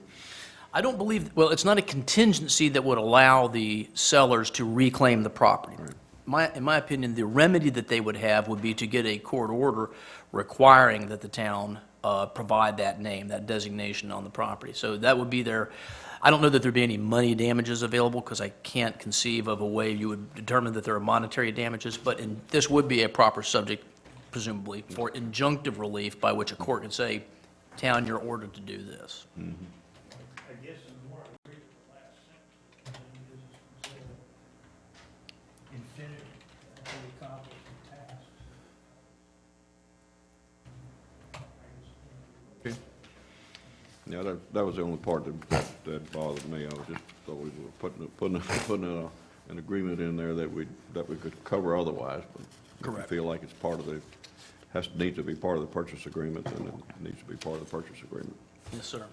And that was one of the, as I recall the discussions, that was a term that was requested by the seller, that they did, that was an important material term to the seller to I think include. it's a deal breaker, actually. Yeah, I mean, it was I think pretty maybe. clear. And the board had no hesitation not to confuse it.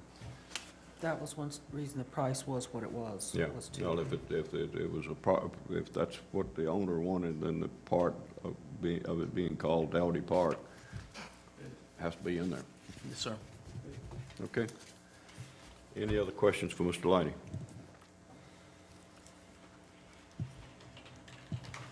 We need to give you approval of the purchase agreement as presented.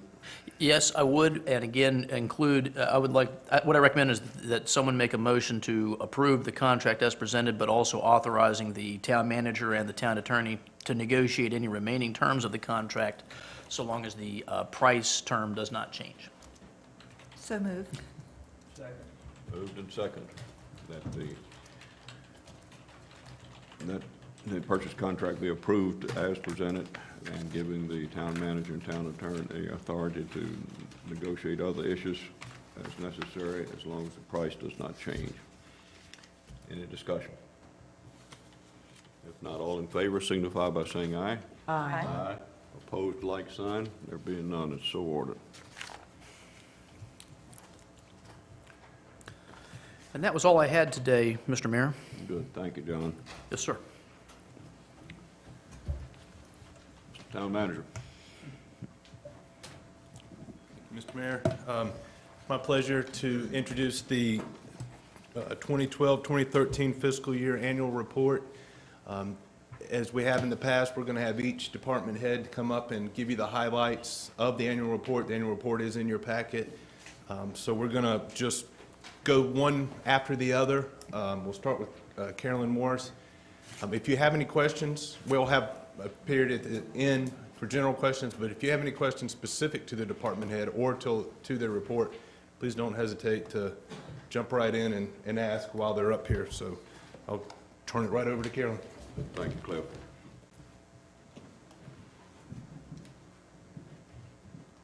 The Board of Commissioners, some of the projects we've highlighted from fiscal year 12-13 include beach monitoring, stormwater drainage mitigation, Whalebone Park development, Carolinian Circle paving, which was a special assessment project, increased state legislative relationship building, which resulting from additional lobbying efforts by the town, and continued fiscal monitoring.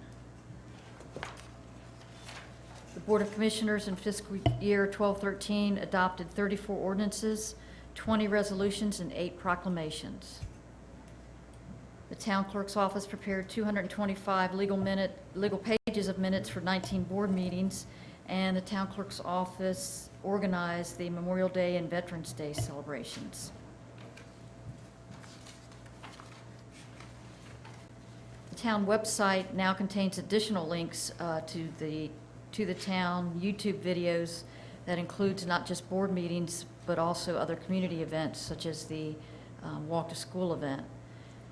Information dissemination includes 65 email broadcasts to over 522 subscribers, 35 news releases, 780 tweets to over 2,100 followers, 2,400 Facebook fans versus 600 the previous year. The town brochure is updated annually, and the Dare County Joint Information Section participation is represented by our Public Information Officer.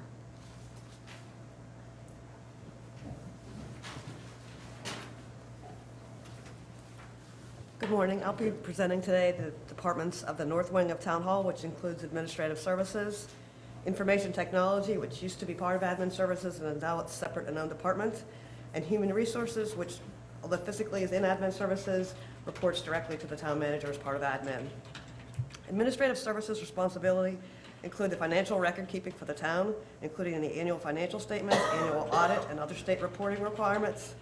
We provide customer service in person, by phone, by email, and via the website to residents and visitors. We also monitor and adjust the town's budget during the year. We're responsible for obtaining all financing for town capital purchases and ensuring that all payments are made in a timely manner.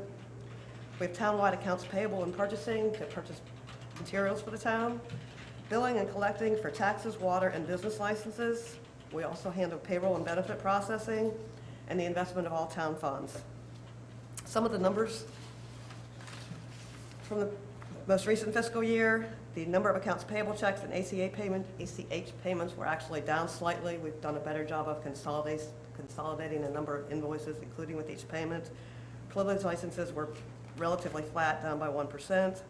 The number of water bills processed was actually up by about 1%, and the number of new water service accounts increased from 24 in fiscal year 11-12 to 33 in 12-13. Number of tax bills issued was about the same at just over 6,000. We had a 99.7% collection rate for the town, which was up slightly from the prior year. With payroll, we issued 3,457 direct deposit devices. The number of insurance claims for workman's comp increased from 9 to 16 in the most recent year. Property claims decreased from 11 to 3.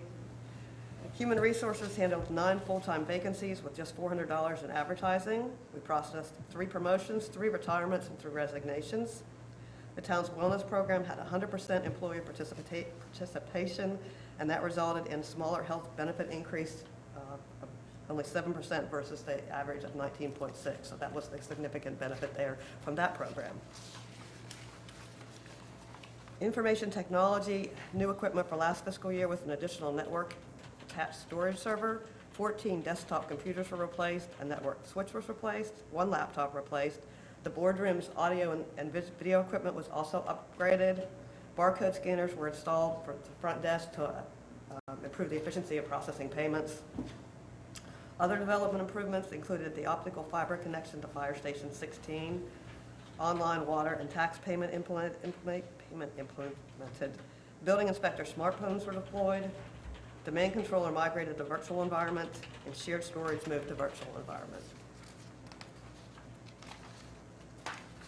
The IT department is responsible for maintaining all the computer equipment townwide, telephone system, mobile devices, which includes multiple servers, desktop, laptops, tablets, printers, the phone system, 26 mobile phones and 17 air cards. Also data storage, including an email archiver, 2 storage area networks, and network attached storage, network infrastructure, including a wide area network, firewalls, fiber connections, managed switches, wireless access points.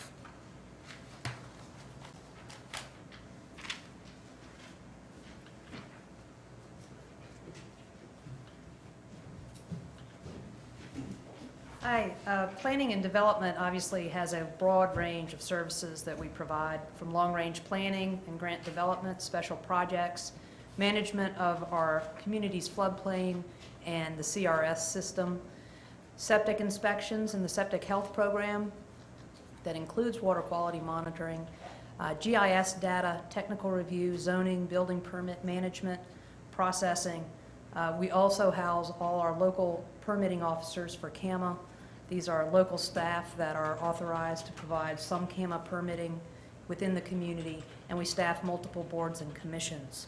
Our goal is always to provide both good customer service to our citizen clients and to the other members of the staff that are working for the town. Some of our highlights for this year, I think we share with everybody a great sense of accomplishment with the construction of Whalebone Park. Planning department was the group that handled all the grant writing and a lot of the design, and then worked with Public Works and other departments to get that constructed. We've tried twice for a comprehensive pedestrian plan grant through DOT. We were successful in that. That process will begin here soon. We have an RFP out and a steering committee that has been appointed, and Commissioner Cahoon is going to be your representative on that moving forward. But that was a lot of work to get that application in and the funding from DOT.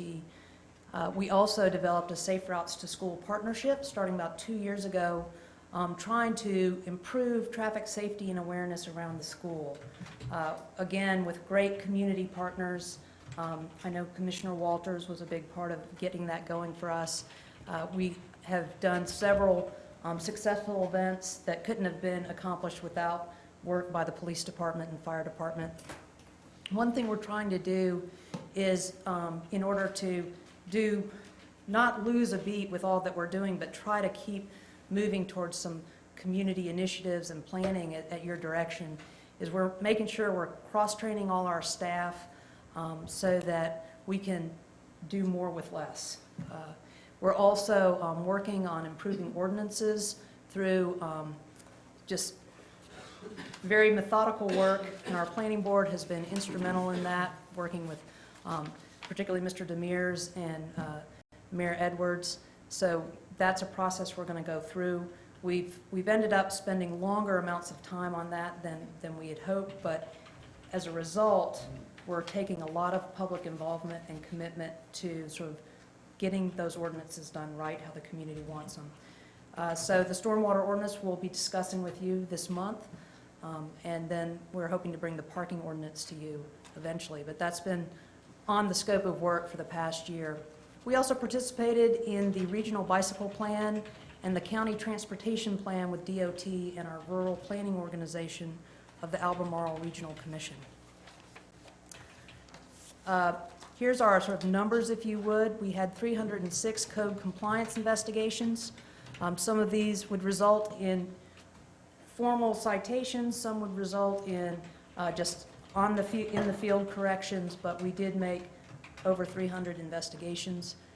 212 septic tanks inspected and 30 tanks pumped, 163 water quality samples taken, 16 text amendments and 6 site plans presented, 1 subdivision and 1 subdivision variance presented, 0 rezoning and 4 zoning variance requests, 138 CAMA permits issued, 470 zoning permits. These are permits that we're doing just for zoning alone and that are not connected with building inspections. 3 appeals were presented at the Board of Adjustment. In terms of building inspections, you can see sort of a graph here of our permits for building. And we're seeing some steady growth, and what I want to point out is that in 2010 and 2011, Hurricane Irene occurred, so a lot of building permits were associated with hurricane damage. In 2011, 2012, we were dealing with Hurricane Sandy. This year, we haven't had a hurricane, and you're seeing a portion of that bar reflective of just a bump that we're seeing in general permitting activity. Next slide. Ongoing projects looking forward. We're still trying to work with the Gallery Row neighborhood and develop a streetscape plan. We've been in a process of trying to identify some needs for that neighborhood, how we can create some sort of planning initiatives and sort of help the galleries that are located there. We did have one successful event, which was a roll and stroll over the summer. We started planning for it last year, and then we had a nice little event in the evening that we tried to encourage the public to come out and visit your local galleries, and we tied that to bicycle and pedestrian safety. We hope to build on that and sort of create some more energy around that neighborhood. The Soundside Boardwalk Alignment and Easements Project, this was a project that started, well, really many years ago from some interested property owners who started talking about it. We picked up that ball about 2 years ago and had a Chapel Hill intern look at all the property information. From that point, we came back to the board and said, let's look at easement alignment and do some property owner outreach. So that was accomplished. We've been in touch with every property owner along there. Sometimes it was positive. Most of the time it was positive. Sometimes it was not positive, but we're trying to work with each individual property owner. Some of that easement some of those easements have been determined in terms of the potential plan that we'll bring back to you, and some we're still working on. The comprehensive pedestrian plan development, as mentioned, we've got the funding. We're going to hire a consultant here soon, and we're going to be moving forward with that. This month, we'll be talking about our stormwater and fill ordinance, and then we're continuing with our parking ordinance updates. That subcommittee at the planning board for the parking ordinance is in a drafting process now, so hopefully here in the next few months, we'll have that to bring forward to you. We're also trying to increase both staff and public awareness of this concept of low-impact development and stormwater practices. How do we best manage stormwater as close to the ground where the rain falls as we can, both for water quality and flood quantity mitigation. And finally, we're on an ongoing process of implementing our recreation master plan. The purchase of the Dowdy's Park is something that was discussed and highlighted as an action item in that master plan. So we look forward to continuing to work with you to move those ideas forward. Thanks. Mayor, Board of Commissioners, I'm excited to come before you this morning to give you kind of a snapshot of the police department's year-end report. The complete report is provided to you in your packet. This is just kind of a review. I based our slides on goals that we had set for the fiscal year, and then what we had done to kind of accomplish those goals. As the manager said, if you have any questions, don't hesitate to ask and stop me, and I'll try to address it right then.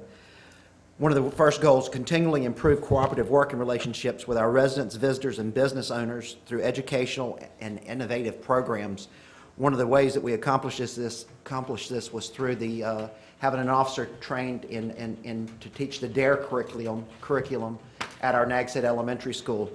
We were able to do this, a state-mandated class of 80 hours. Officer Laura Gilreath attended this class and has recently begun teaching this curriculum at Nags Head Elementary. I met with Dr. Palmer, the principal at Nags Head Elementary last week.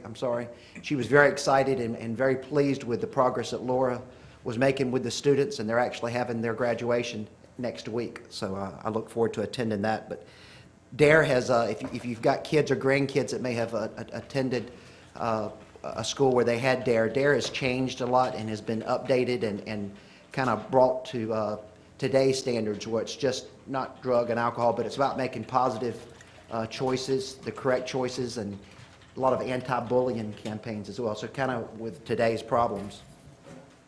Another goal that we were able to accomplish, continuing with the previous one with the working relationships, was the beach educator.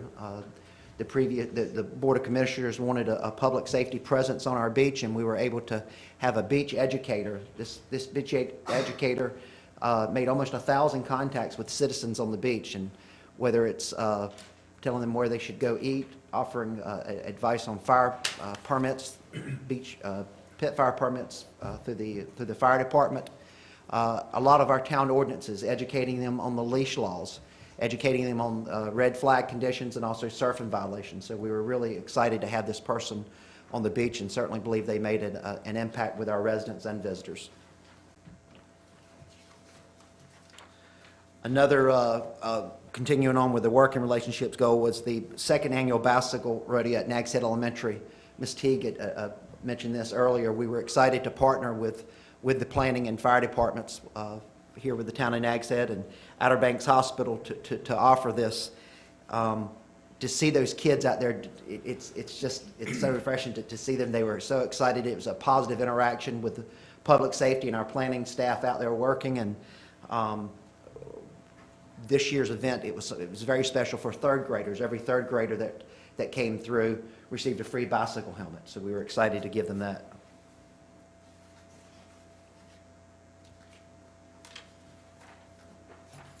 Again, working relationships and partnering with other town departments, the Walk and Bike to School Day, again, partnering with the planning departments and other town staff, we were able to participate in this international event. And then the other partnership that we had was with the Dare County Sheriff's Office.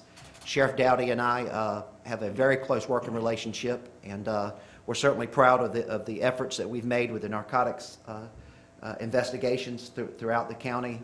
Those detectives are doing trafficking level and federal narcotics cases weekly, and I know that they're making an impact, because we know that our narcotic problems are directly tied back to property crimes, and there's a correlation there, and so we're making an impact on that. But we're really excited about the partnership that we have with them. One of the other goals that we had is continue to explore opportunities to establish public and private partnerships for resources to provide effective law enforcement services. Just two things here. Project Lifesaver. The police department was able to apply for and received a $5,000 grant for equipment and training. Project Lifesaver the mission is to provide a timely response to save lives and reduce potential injury for adults and children who wander or who may become lost due to Alzheimer's, dementia, or other related disorders. That grant provided training for our officers, all of our officers, and it had we now have the equipment in the town of Nags Head where we don't have to rely on somebody else to come in and do it. We've got the equipment here that we can properly, if somebody is banded and they do become lost, that we're able to find them in a timely manner. Something else that we're really proud of, and it's been for 18 years now, is the Nags Head Community Watch Association. What a great organization. We went this previous fiscal year, we have a National Night Out event that occurs the first Tuesday in August, and we changed up some things and really partnered with some local businesses and local organizations, and we were just really excited with the enthusiasm and the participation that we had, bringing in the Outer Banks Hospital, the Coast Guard hotline, just to have those groups there partner with us for that event. And I'm just really happy with our partnership with the Community Watch, and look forward to continuing to improve that program.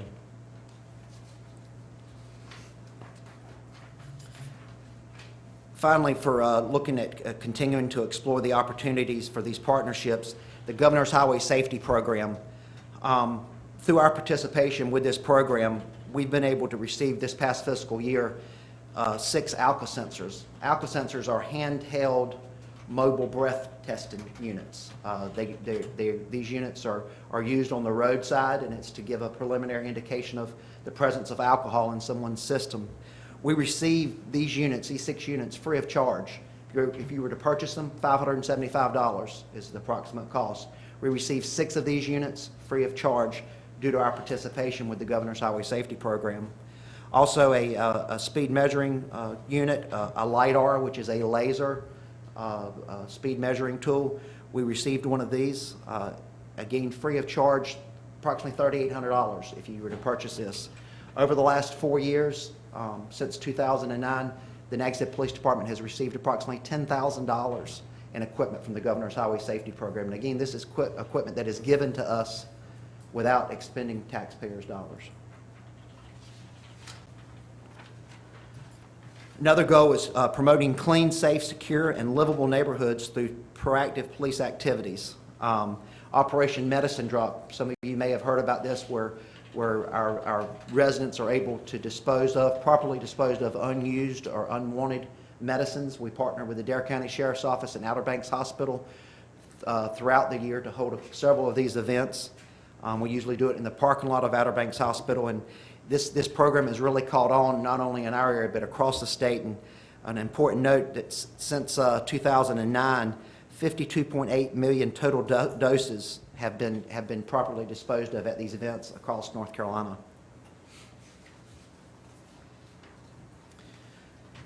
One of the other goals, I think this is the final one, continue to internally promote a service-oriented department that works with our community to solve problems and create solutions.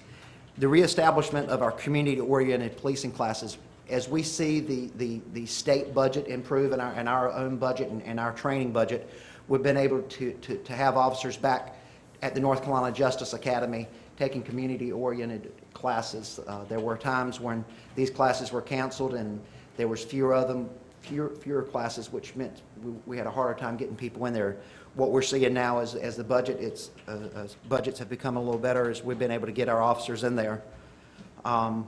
Providing diverse and goal-specific training.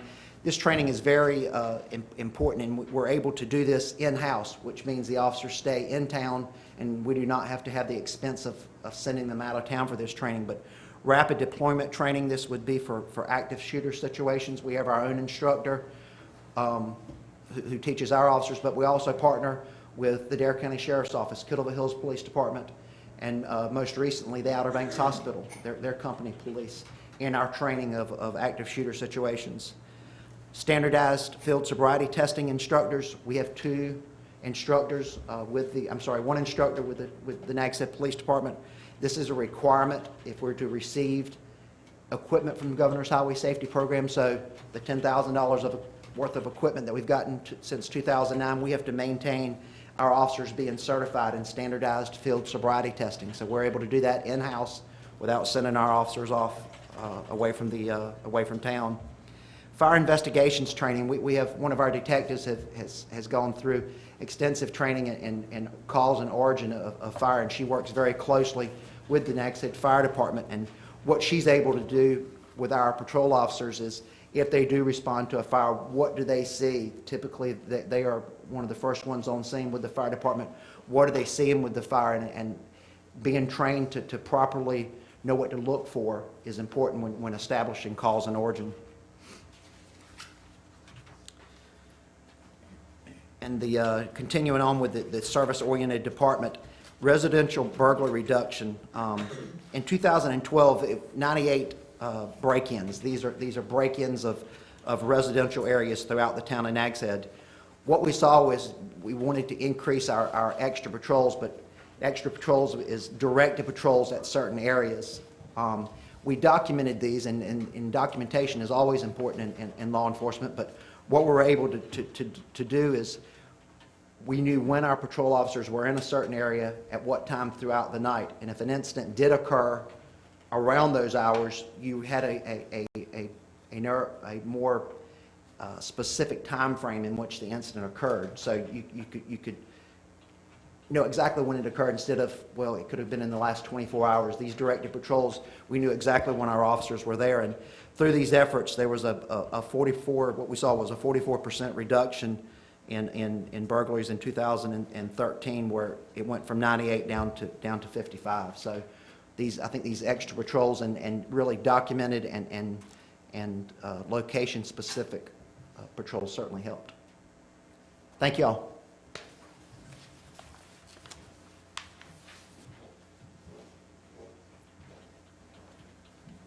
Good morning, and congratulations again to our new commissioners. As an overview, the common thread that I hear throughout all of the department presentations is that response and needs of our community are changing. I will tell you that adopting an all-hazards approach to emergency services, Nags Head Fire and Rescue strives to proactively identify community vulnerabilities, assess the risk to life and property, and develop methods to implement hazard reduction strategies. The department is becoming an all-purpose organization responding to a wide range of community needs, collaborating with stakeholders, and delivering comprehensive customer service to the community. We accept these challenges and remain responsive to Nags Head's evolving and dynamic in nature. One of our first items to talk about is our fire and rescue response.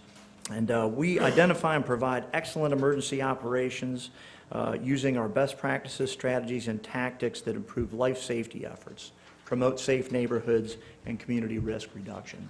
And I'm happy to tell you that in the year, we had 902 emergency responses overall, which is a 4.5% decrease.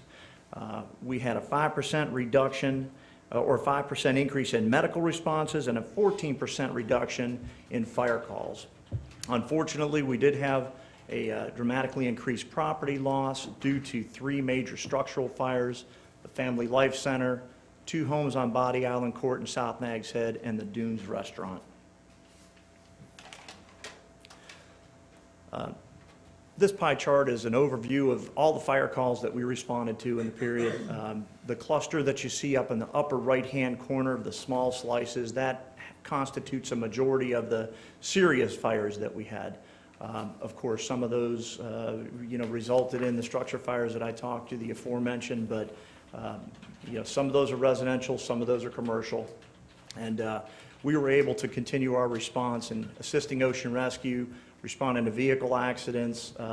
Something that's really come up as a need in our community, an ever-changing need, is assisting the disabled folks that come to our town, helping them out on the beach, helping them get up and down the stairs of their residences, and that's been an ever-increasing demand on fire rescue resources.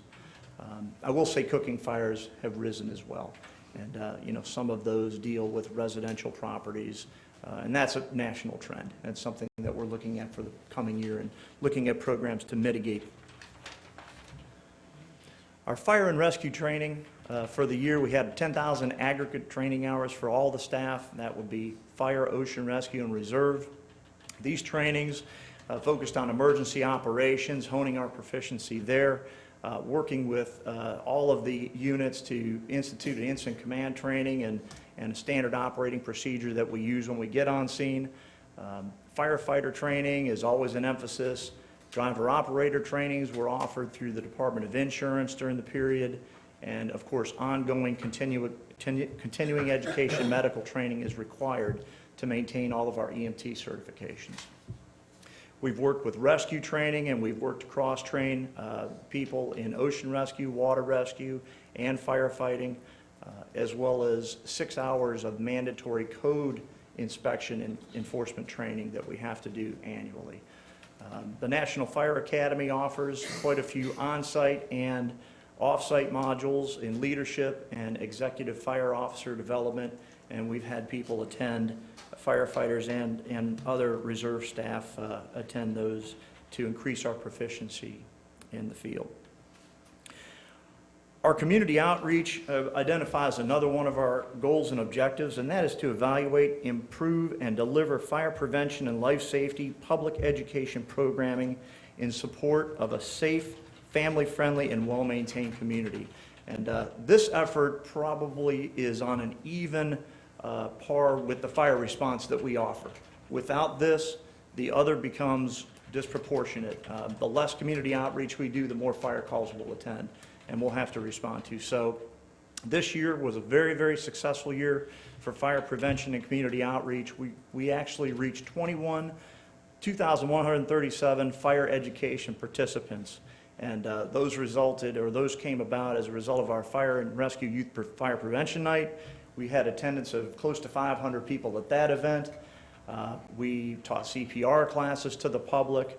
We held fire extinguisher trainings at the station and with the schools. We absolutely received more than enough visitors from visiting firefighters in the community that come into Station 16 and 21 for tours with their children, other firefighters. The pit fire permit program is wildly popular, and we have 20 to 30 people a night during the summer come in, and we're able to dispense fire prevention information to them at that time. We also had a new program involvement this year with the Windmill Point event site and working with the Visitors Bureau. So we sent a fire engine down to that site, and they showed movies, children's movies, and the firefighters were able to distribute helmets, coloring books, those types of things, and otherwise enjoy the movie with the children. It was a big hit. And again, as been mentioned several times, we also participated with planning and police departments in the Safe Routes to School program, the community police events, National Night Out, and 911 training with Dare Central Communications. And just a few quick snapshots of all the great activities that we did. St. Andrews Preschool, Nags Head Elementary School, and some of our other preschool educations with some of our preschools in the community. Part of our ongoing community outreach and hazard identification program is the commercial fire inspection program. And during the year, we completed 309 commercial fire inspections. The most common hazards that we found were electrical hazards, emergency lighting hazards, and fire extinguisher deficiencies. And we have a very wonderful, successful program, and people invite us in, and they're eager to find out what hazards they have and quick to mitigate those. We've adopted the 5 E's, and that display, the graphic that you see there, talks about our first method, which is education. We want to educate people on how they can improve the sustainability of their facility. If in fact, we can't get them to voluntarily correct these hazards, we use enforcement, and that's not as desirable. If it's not enforceable, then we engineer the hazard out if we can. We also try and use economic incentives and stress to them that a lot of businesses, 50% of businesses that suffer a dramatic fire don't ever reopen. And so for their sustainability, we tell them that we want them to be safe. And arguably the least effective route of hazard mitigation is emergency response. And that is a reactive method. Oh, also wanted to tell you, if you can go back 1 second. In February of 2012, the Department of Insurance, Office of State Fire Marshal came in for an unannounced audit of our fire inspection program. And we were given high marks with that audit as an efficient and sound program. And actually the comments were that this investigator would take our methods and materials and go back and show other agencies what we did as a good example of a high efficiency fire inspection program. Our community outreach extended to infant and children car seat inspections. We provided 71 car seat inspections in the fiscal year, and we actually delivered for free 5 car seats to the community. We're in a position where the Outer Banks Hospital is very close to us, and so they send, by nature of just their business, all of their car seat inspections and the new dads and new moms over to us. And so we get a chance to meet with them right out of the gate, and we're glad to help their program along, and they support us as well. It's a good collaboration there. One of our goals of our ocean rescue program is to strive to enhance water rescue surveillance, response, and water safety education to help eliminate drowning and near drowning. And during the period, we rescued 142 people who were imminently in danger of losing their lives or injury. On the prevention side, there were 232 people that were assisted, people that may have been caught in rip currents, didn't know, that were engaged in other hazardous activities in the water, shore break, and things of this nature, that we were able to help them avoid injury. We had an estimated count during our fiscal year of 1,326,951 beach patrons. And so you can see our ocean rescue and our police ambassador folks are likely the ones that have the most contact with the general public on any given day in the summer. We provided 163,593 educational advisories. We had no ocean closure days during the period, and unfortunately we did have we experienced one drowning during that time period. And this pie chart just identifies by call and by nature of call some of the events that we responded to with ocean rescue during that period, which I just covered. Some of the highlights of ocean rescue for this year. Nags Head maintains a very rigorous competition schedule. We not only compete with the lifeguard agencies on the Outer Banks, but with the Virginia Beach Agency, and there's a lot of camaraderie that's developed, but there's a lot of training, and the town receives a benefit for that. We have very physically fit and capable lifeguards as a result, and it paid off. We took first place in the United States Life Saving Association South Atlantic Regional Lifeguard Championship for the B Division, which is the small lifeguard agency division, and so we're very proud of that. The new lifeguard stand that we installed at Indigo Street was an additional surveillance point south of Outer Banks Pier, and we're really happy to have that online, and we know that surveillance is the #1 method of preventing drowning here in Nags Head. And something that's been a little different, a program we've been working with to cross-train our staff, had 3 firefighters that we have on duty achieve United States Life Saving Association lifeguard certification. So not only do they respond on the fire engine, when they get to the scene, they can actually do something proactively. They've worked with lifeguards and they can jump in the water and make saves. So it's something that we're trying to improve and gather more steam there. I would be remiss if I didn't mention our wonderful fire reserve people. We have 16 current members. They're involved in fire operations, firefighting. We have a chaplain that's involved, Chaplain Rick Lawrenson, goes out and responds all through the county to help people who have suffered terrible losses. We have a support group that will come out onto the fire scene and administer refreshments and beverages and rehabilitation for us. And we have an administrative support person who fills in the office when Jackie's not there. And so they're all very reliable people, and we're lucky to have them here. I'll mention Perry White out in the audience as well, who's one of our support officers.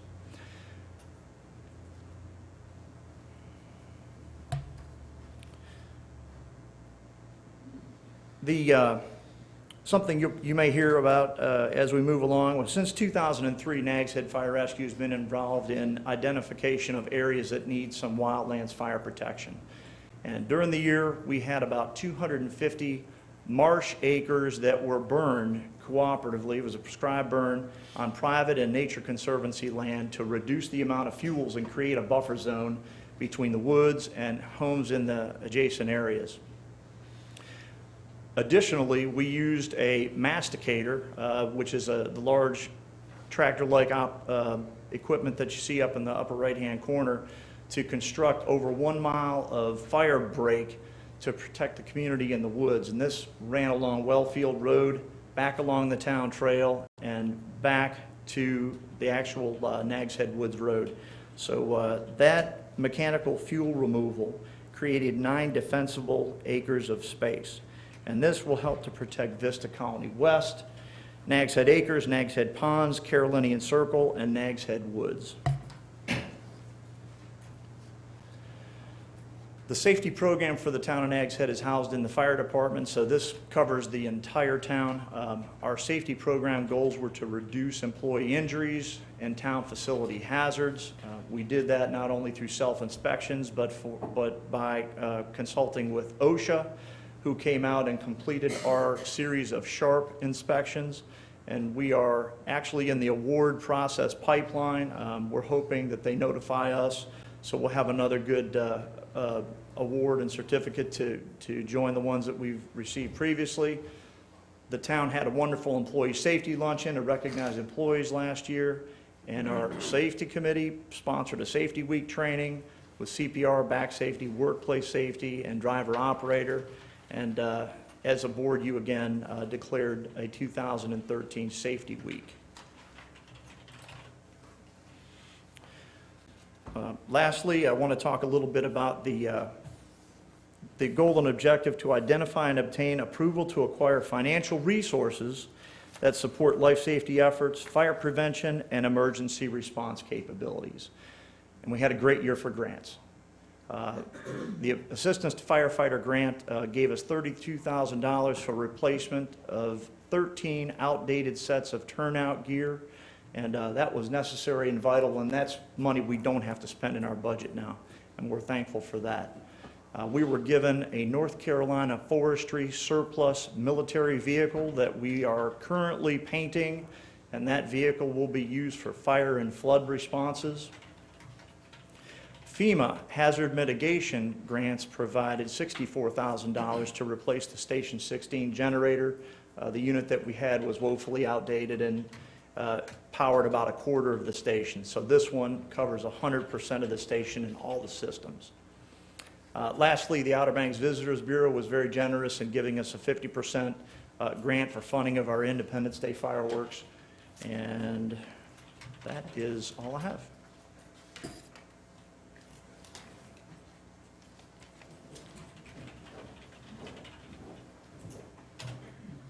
Good morning. We're coming to the end. Here in Public Works, some of the major projects that were completed this year was the extension of Phase 5 of the multi-use path that went from the YMCA to Villa Dunes Drive. Some of the power bill work we did, we did some street overlaying. What you see up on the screen was the widening of Flicker Street. Through that corridor down there from, we started at Lakeside and we're working our way down. We have one more to go, which is Gray Eagle, which was put in this year's budget to widen that. And all those streets will be widened from 18 feet to at least 22 feet. The other project we helped complete was Wellbone Park and the South Nags Head multi-use path. We did half this year and is budgeted to do the second half. We did half last year and the second half will be starting here very shortly to complete that in South Nags Head. Public facilities maintenance still maintains 37 miles of streets, 13 miles of multi-use path, 130 trash cans on the beach, 6 public restrooms, 33 crosswalks, and a mile of sidewalk in various locations in town. They also maintain the excellent physical condition of the town infrastructure, which is the Town Hall Complex, Public Works Complex, the fire station 16, 20, and 21. They also maintain 42 beach accesses and 6 sound accesses, which is the most in the state for beach accesses, for public beach accesses. Also, the town park, now Whalebone Park, the Little Bridge area, and the old Outer Banks Medical Center. The staffing hours, as you can see on the screen, where drainage was 1,300 hours this year due to a lot of the conditions that we've seen from last summer's rains through with stormwater.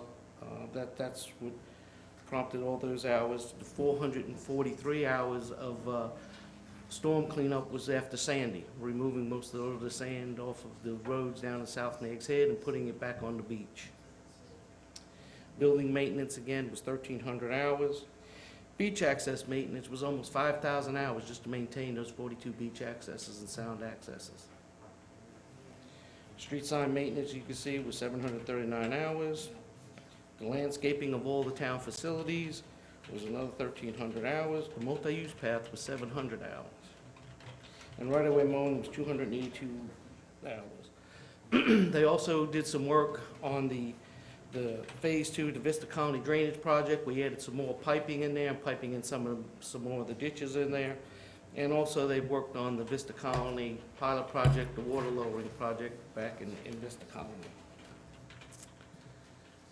The maintenance garage. The maintenance garage, as you can see there, work orders were slightly up over the previous year, 4%.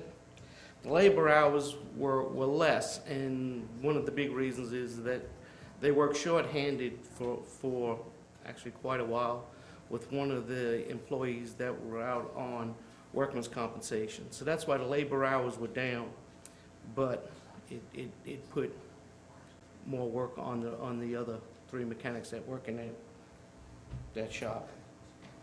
They also maintain all of the fleet that we have, and people think all they do is trucks and cars. It's everything that we have, from mowers to chainsaws and everything else that falls in between, they maintain.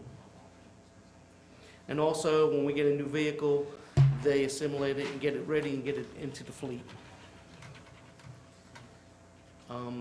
Commercial refuge, as you can see by this chart, was down in a decrease from the previous year of 2%, which that's been really the trend for the last couple of years, and you'll see that on another chart, that it's been slightly decreased.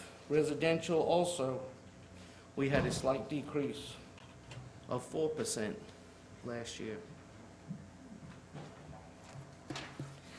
And of course, we had a 3% decrease in total refuse. We would like to say that we were thinking that maybe it was for recycling, but looking at the totals of recycling, it seemed like recycling was down also from Outer Banks hauling. Now this is basically what the numbers that we were getting from Outer Banks hauling was basically from the subscribers. We will have a better handle because the recycling that we were bringing to the county, there was no way of having that weighed. We would have to run it all the way to Stumpy Point to run it over the scales instead of taking it to Manio. Now, with partnering up and with Outer Banks hauling, we will get a better handle on exactly how much that we are recycling, because everything that goes to them is weighed. So we will know, like I said, we'll have a pretty good idea of what we're doing with recycling. At a further meeting, the town manager was waiting till the new board got on board to go over the new pilot program and give you some of the numbers with that, and which gave us a little bit of better handle on what we were doing, how much we were recycling through that program. But you can see the customer count is up. We've had more people sign up for it. On the previous slide too, some of the recycling that seemed like that it was down. Talking to the Outer Banks hauling,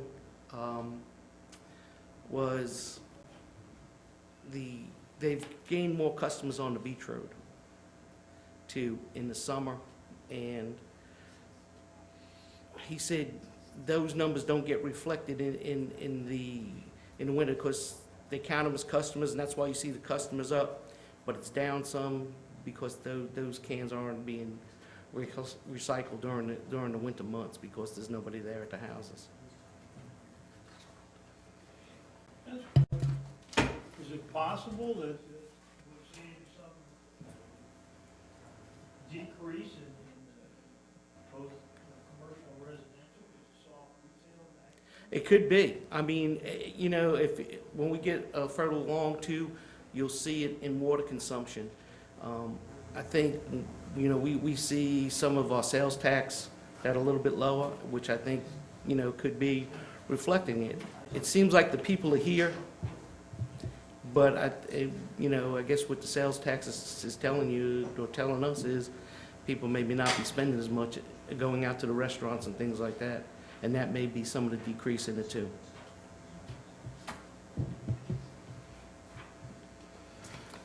The brush and bulk drop-off yard, this has become very successful.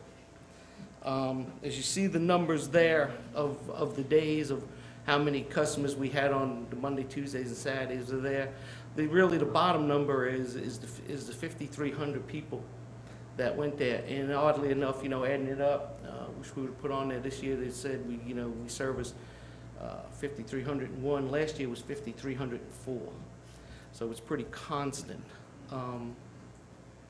The picture you see there is brush. The machine that's sitting there next to it, that was the grinder when they brought the grinder in. That machine to probably the top corner there is about 8 feet. So that's how much the brush that we had was piled up. It was probably about 30 feet tall. We were figuring we had, because we couldn't really get around the whole pile and measure it, that we had about 2,000 cubic yards. After we ground it, we figured we probably had about 2,500 cubic yards. So if there's anybody who needs any mulch, please send them our way. We have a mountain of it that is there. And just so you know, even with this, a lot of it coming in and being dropped off, I say for a place that doesn't have any trees, I don't know where it all comes from. In the first month of this year, we had 90 calls to pick up brush. Usually the beginning of the year and the end of the year is the heaviest. Last year, in the last month, we had over 200 calls to come pick up brush. So, like I said, I'm glad we don't have a whole lot of trees, because there's no telling how much more we have. And again, we use the mulch out on our roadsides. We use it here at Town Hall, the parks and things along the way. Some of the major projects in water distribution was a hydrant relocation on Mall Drive and South Virginia Dare Trail, the water meter replacement program. What that program is, if when a meter reaches 1 million gallons, that meter needs to be replaced for accuracy. So that's what's been going on, is that we've been replacing these meters out that have reached that point. The other major project was a leak detection audit that we had done by the North Carolina Rural Water Association in Vista Colony and Southside Road and Old Oregon Inlet Road. Someone was somewhere on the older mains, and actually in Vista Colony, they did detect a leak that we did not know that we had, and we went out and we fixed that. Also, there was 41 taps done this year versus 29 last year, which I think, listening to Elizabeth, bears out how building is starting to pick back up again. We have 5 major water main repairs this year, 22 service lines repaired versus 41, which is a 46% decrease, and that is getting the department shorthanded backup staff and able to do more maintenance on the system and finding these leaks. We had 13 after-hours calls, and the big thing is the 1,584 calls for locations, which shows that building is picking up again because of different lines and stuff that people want to run, electric lines and things. We've have all these locating calls. Some of the major projects in water operations, the ground storage tank at 8th Street was inspected. There was some welding and stuff done that they found during that. The South Nags Head water tower was repainted, and a mixer was put in place in that tank, especially for the winter months when you don't have a whole lot of use. That mixer helps keeps the water from kind of stagnating and keeping the chlorine throughout the whole tank. The problem with that tank is water comes up, water goes back down. It wasn't being mixed together because of the usage down there in the winter. We replaced the main generator stator on generator at the water plant, and a motor soft start down at Gulf Street. And again, here, as this chart shows, the water pumped to the Nags Head system. You see that it was a slight decrease in the water that was pumped into the system last year.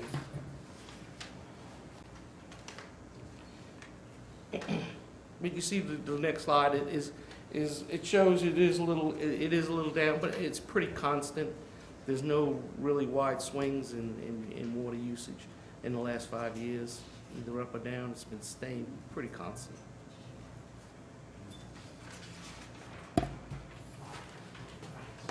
That's it. Then lastly, as is to be expected, balanced budget, or I wouldn't be standing here. Revenues over expenditures by $860,000 compared to what we budgeted, which was a use of fund balance of $614,000. But as in previous years, this is due mainly because of some major capital outlay items that won't be closed out until this fiscal year, but they were purchased with money from 12-13. Okay. The general fund available fund balance, just over $10 million. You'll see there at the bottom that the Local Government Commission recommends that we have 8%, and for us that would be about $1.2 million. So 64.37% available fund balance is extremely healthy. It reflects the board's conservative goals, and the townwide cash and investments is up, and a large part of this is due, that $17 million, as well as the increase in fund balance is due to the increase from capital reserves for beach nourishment. I do want to take just an opportunity to thank our editor and chief publisher and PIO, Roberta Thuman, for putting all this together. Two other people, department heads we need to thank and recognize: Benita Hurdle, Human Resources, as well as staff therapist, who has her hand in all of this, and obviously Alan Massey with IT, who makes all the behind-the-scenes stuff work. It makes it, yes, sir. We have a great team. I'm very appreciative of the hard work that they've put in, both for the citizens and as well as for me. I'd put our team up against anybody individually. They're wonderful, but together I think we make a great team, and we'll continue in this fiscal year to make sure we implement the goals and objectives that you set for us and for the town. So thank you, all of you, for your hard work.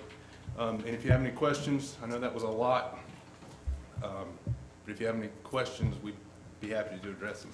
Cliff, thank you and your department managers very much. It's just an outstanding report. I read through it yesterday, and I was totally amazed at everything we have going on. It's just an outstanding report from departments that are extremely well run and goals achieved, and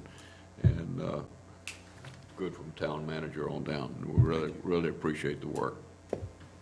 Very well done. I'd ask the Board of Commissioners if we have a motion to accept the report as presented for informational purposes. So moved. Moved and seconded. Into discussion. Any further questions for Cliff or any of the department managers? If not, those approve the motion to accept the report as for informational purposes, please signify by saying aye. Aye. Aye. Opposed, like sign. Of course, there is none. Thank you so much. Yes, sir. Two other things under my agenda, if I could.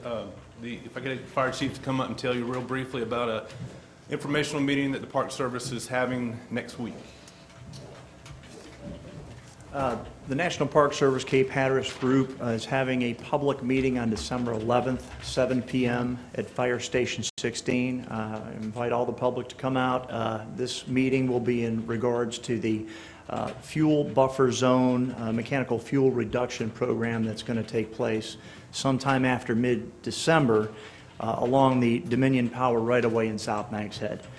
So again, this is an informational meeting and a meeting to seek public comment. And so this program I know is a hot button issue for some of the community in South Nags Head. We invite them to come out and ask the questions that they have, and to hopefully get a better feeling about this program that they're starting. Thank you. And then just to let you know, again this year we're having our annual Christmas decorating contest. For the joy of it, we've got several different categories, my favorite being the Clark Griswold category. The entries are due by December the 9th. You can find this information on our town website.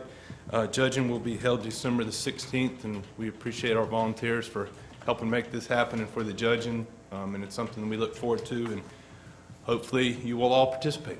And thank you. Good, thank you.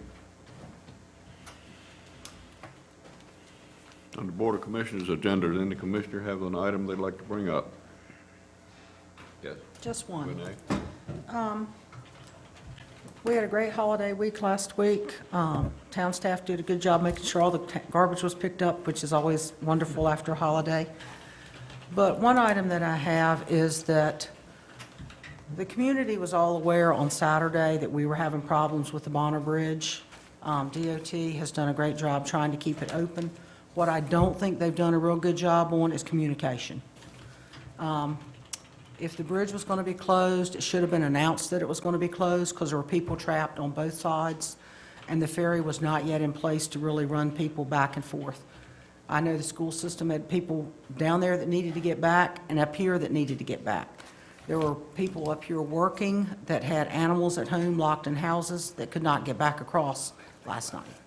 So I think if they're going to shut it down, and that possibility has existed since last week when the scouring was discovered, the DOT should be more timely in, we're going to shut it at this time, either get home or be plans not to be there.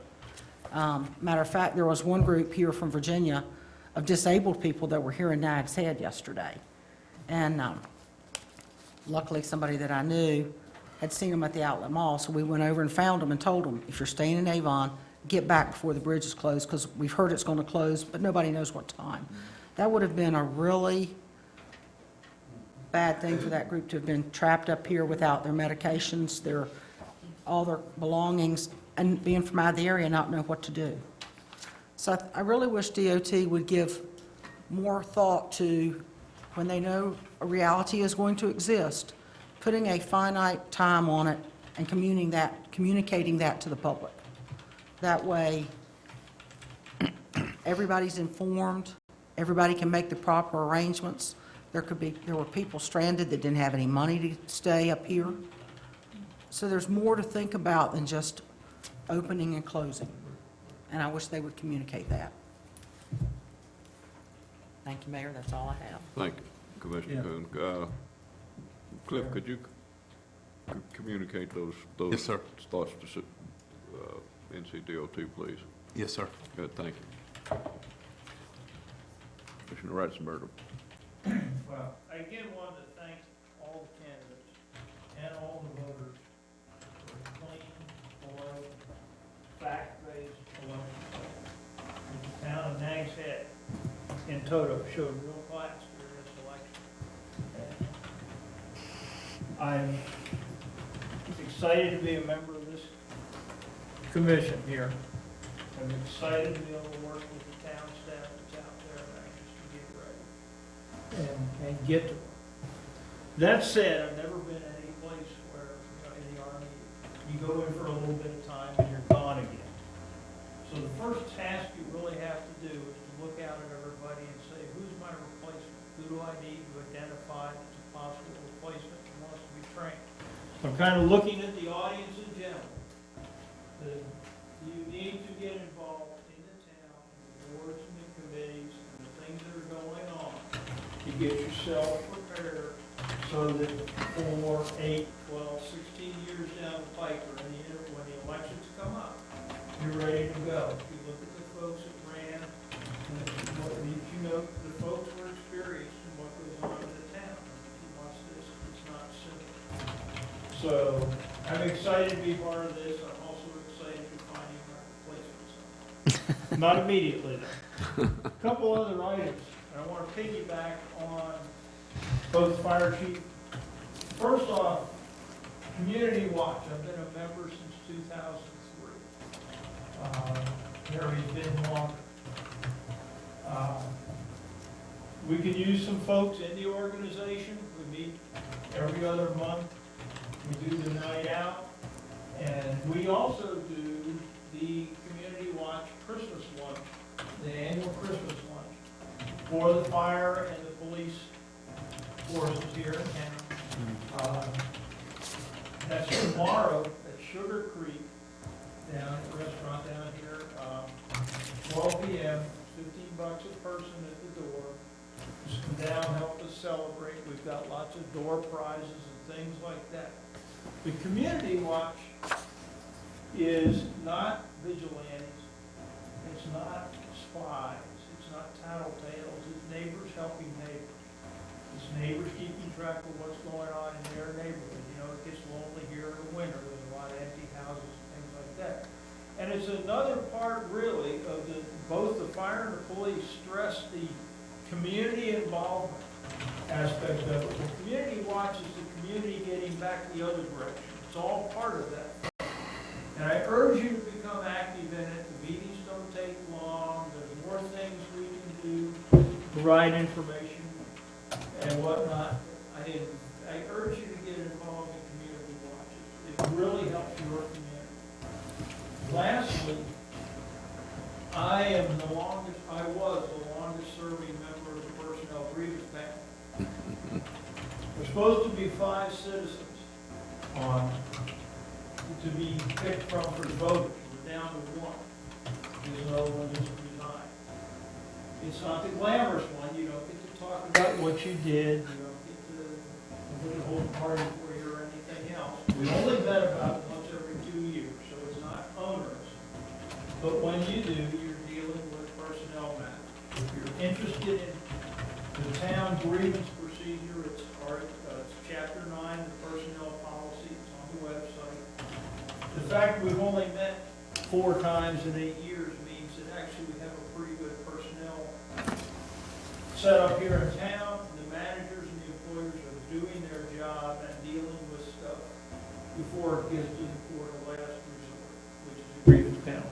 But we need some people that would like to get involved and volunteer to be considered to fill out the personnel grievance panel of citizens. And I urge you to contact Ms. Earl at the town hall, leave the name on, go through the procedure. Thank you. Thank you, John. Commissioner Wald? Oh, I would just like to say congratulations to all of the new members, and I look forward to working with you. Good, thank you very much. I'll second that. Commissioner Ramirez? I'd just like to say I'm also excited about being on the board, looking forward very much to working with all of you commissioners and the mayor, and particularly with the town staff.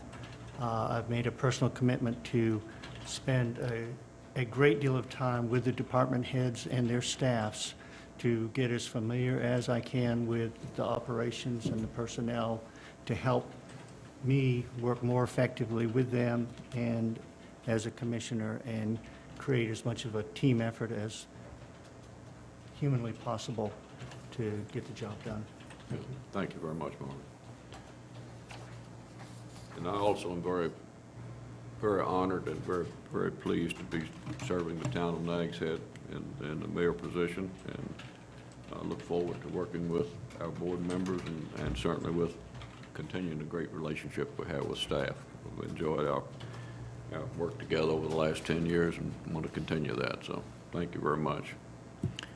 Under the mayor's agenda, our January meeting would normally fall on January the 1st, and I didn't think anybody hardly wanted to do that. So I would like to get approval to move that January meeting to the following week, which would be January the 8th. And I think I would make a motion that we do move our January meeting to January the 8th. If I can get a second to that motion. Discussion? All in favor signify by saying aye. Aye. Okay, we're so moved. Our Board of Commissioners retreat, right now we've got it scheduled for January 30th and 31st. And I think we've probably communicated enough. We have consensus on those dates. Are there any problems with those dates? We do have a facilitator coming in to help us with that. And I think we'll have a very, very in-depth agenda for those meetings. So let's set our board retreat for January 30th would be all day the 30th and half day the 31st is what the plan would be. The other thing I have is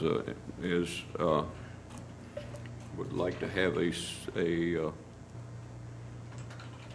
local business forum before our January 15th meeting from 5 to 7. That forum, we would like to have just an open discussion, and we've done this before several years ago when Renee was mayor. The planning board called a forum such as this to work. At that time, we had small businesses on the beach road that were dropping like flies. And so we called all of those business owners in and asked them what the town could do to help them. How were we standing in their way of being successful? And we had about 30, 35 participants in those meetings, and several useful ideas came out of those that have been implemented and have changed the complexion of the beach road over that time. So we'd like to do that again with all of our locally owned businesses, call in our local business owners and spend a couple hours sitting down and talking with them about how is the town standing in your way from being successful? How can we help you be more successful?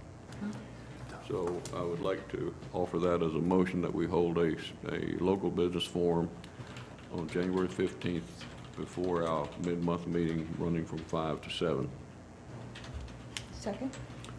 Second, and any discussion? Not those in favor signify by saying aye. Aye. Aye.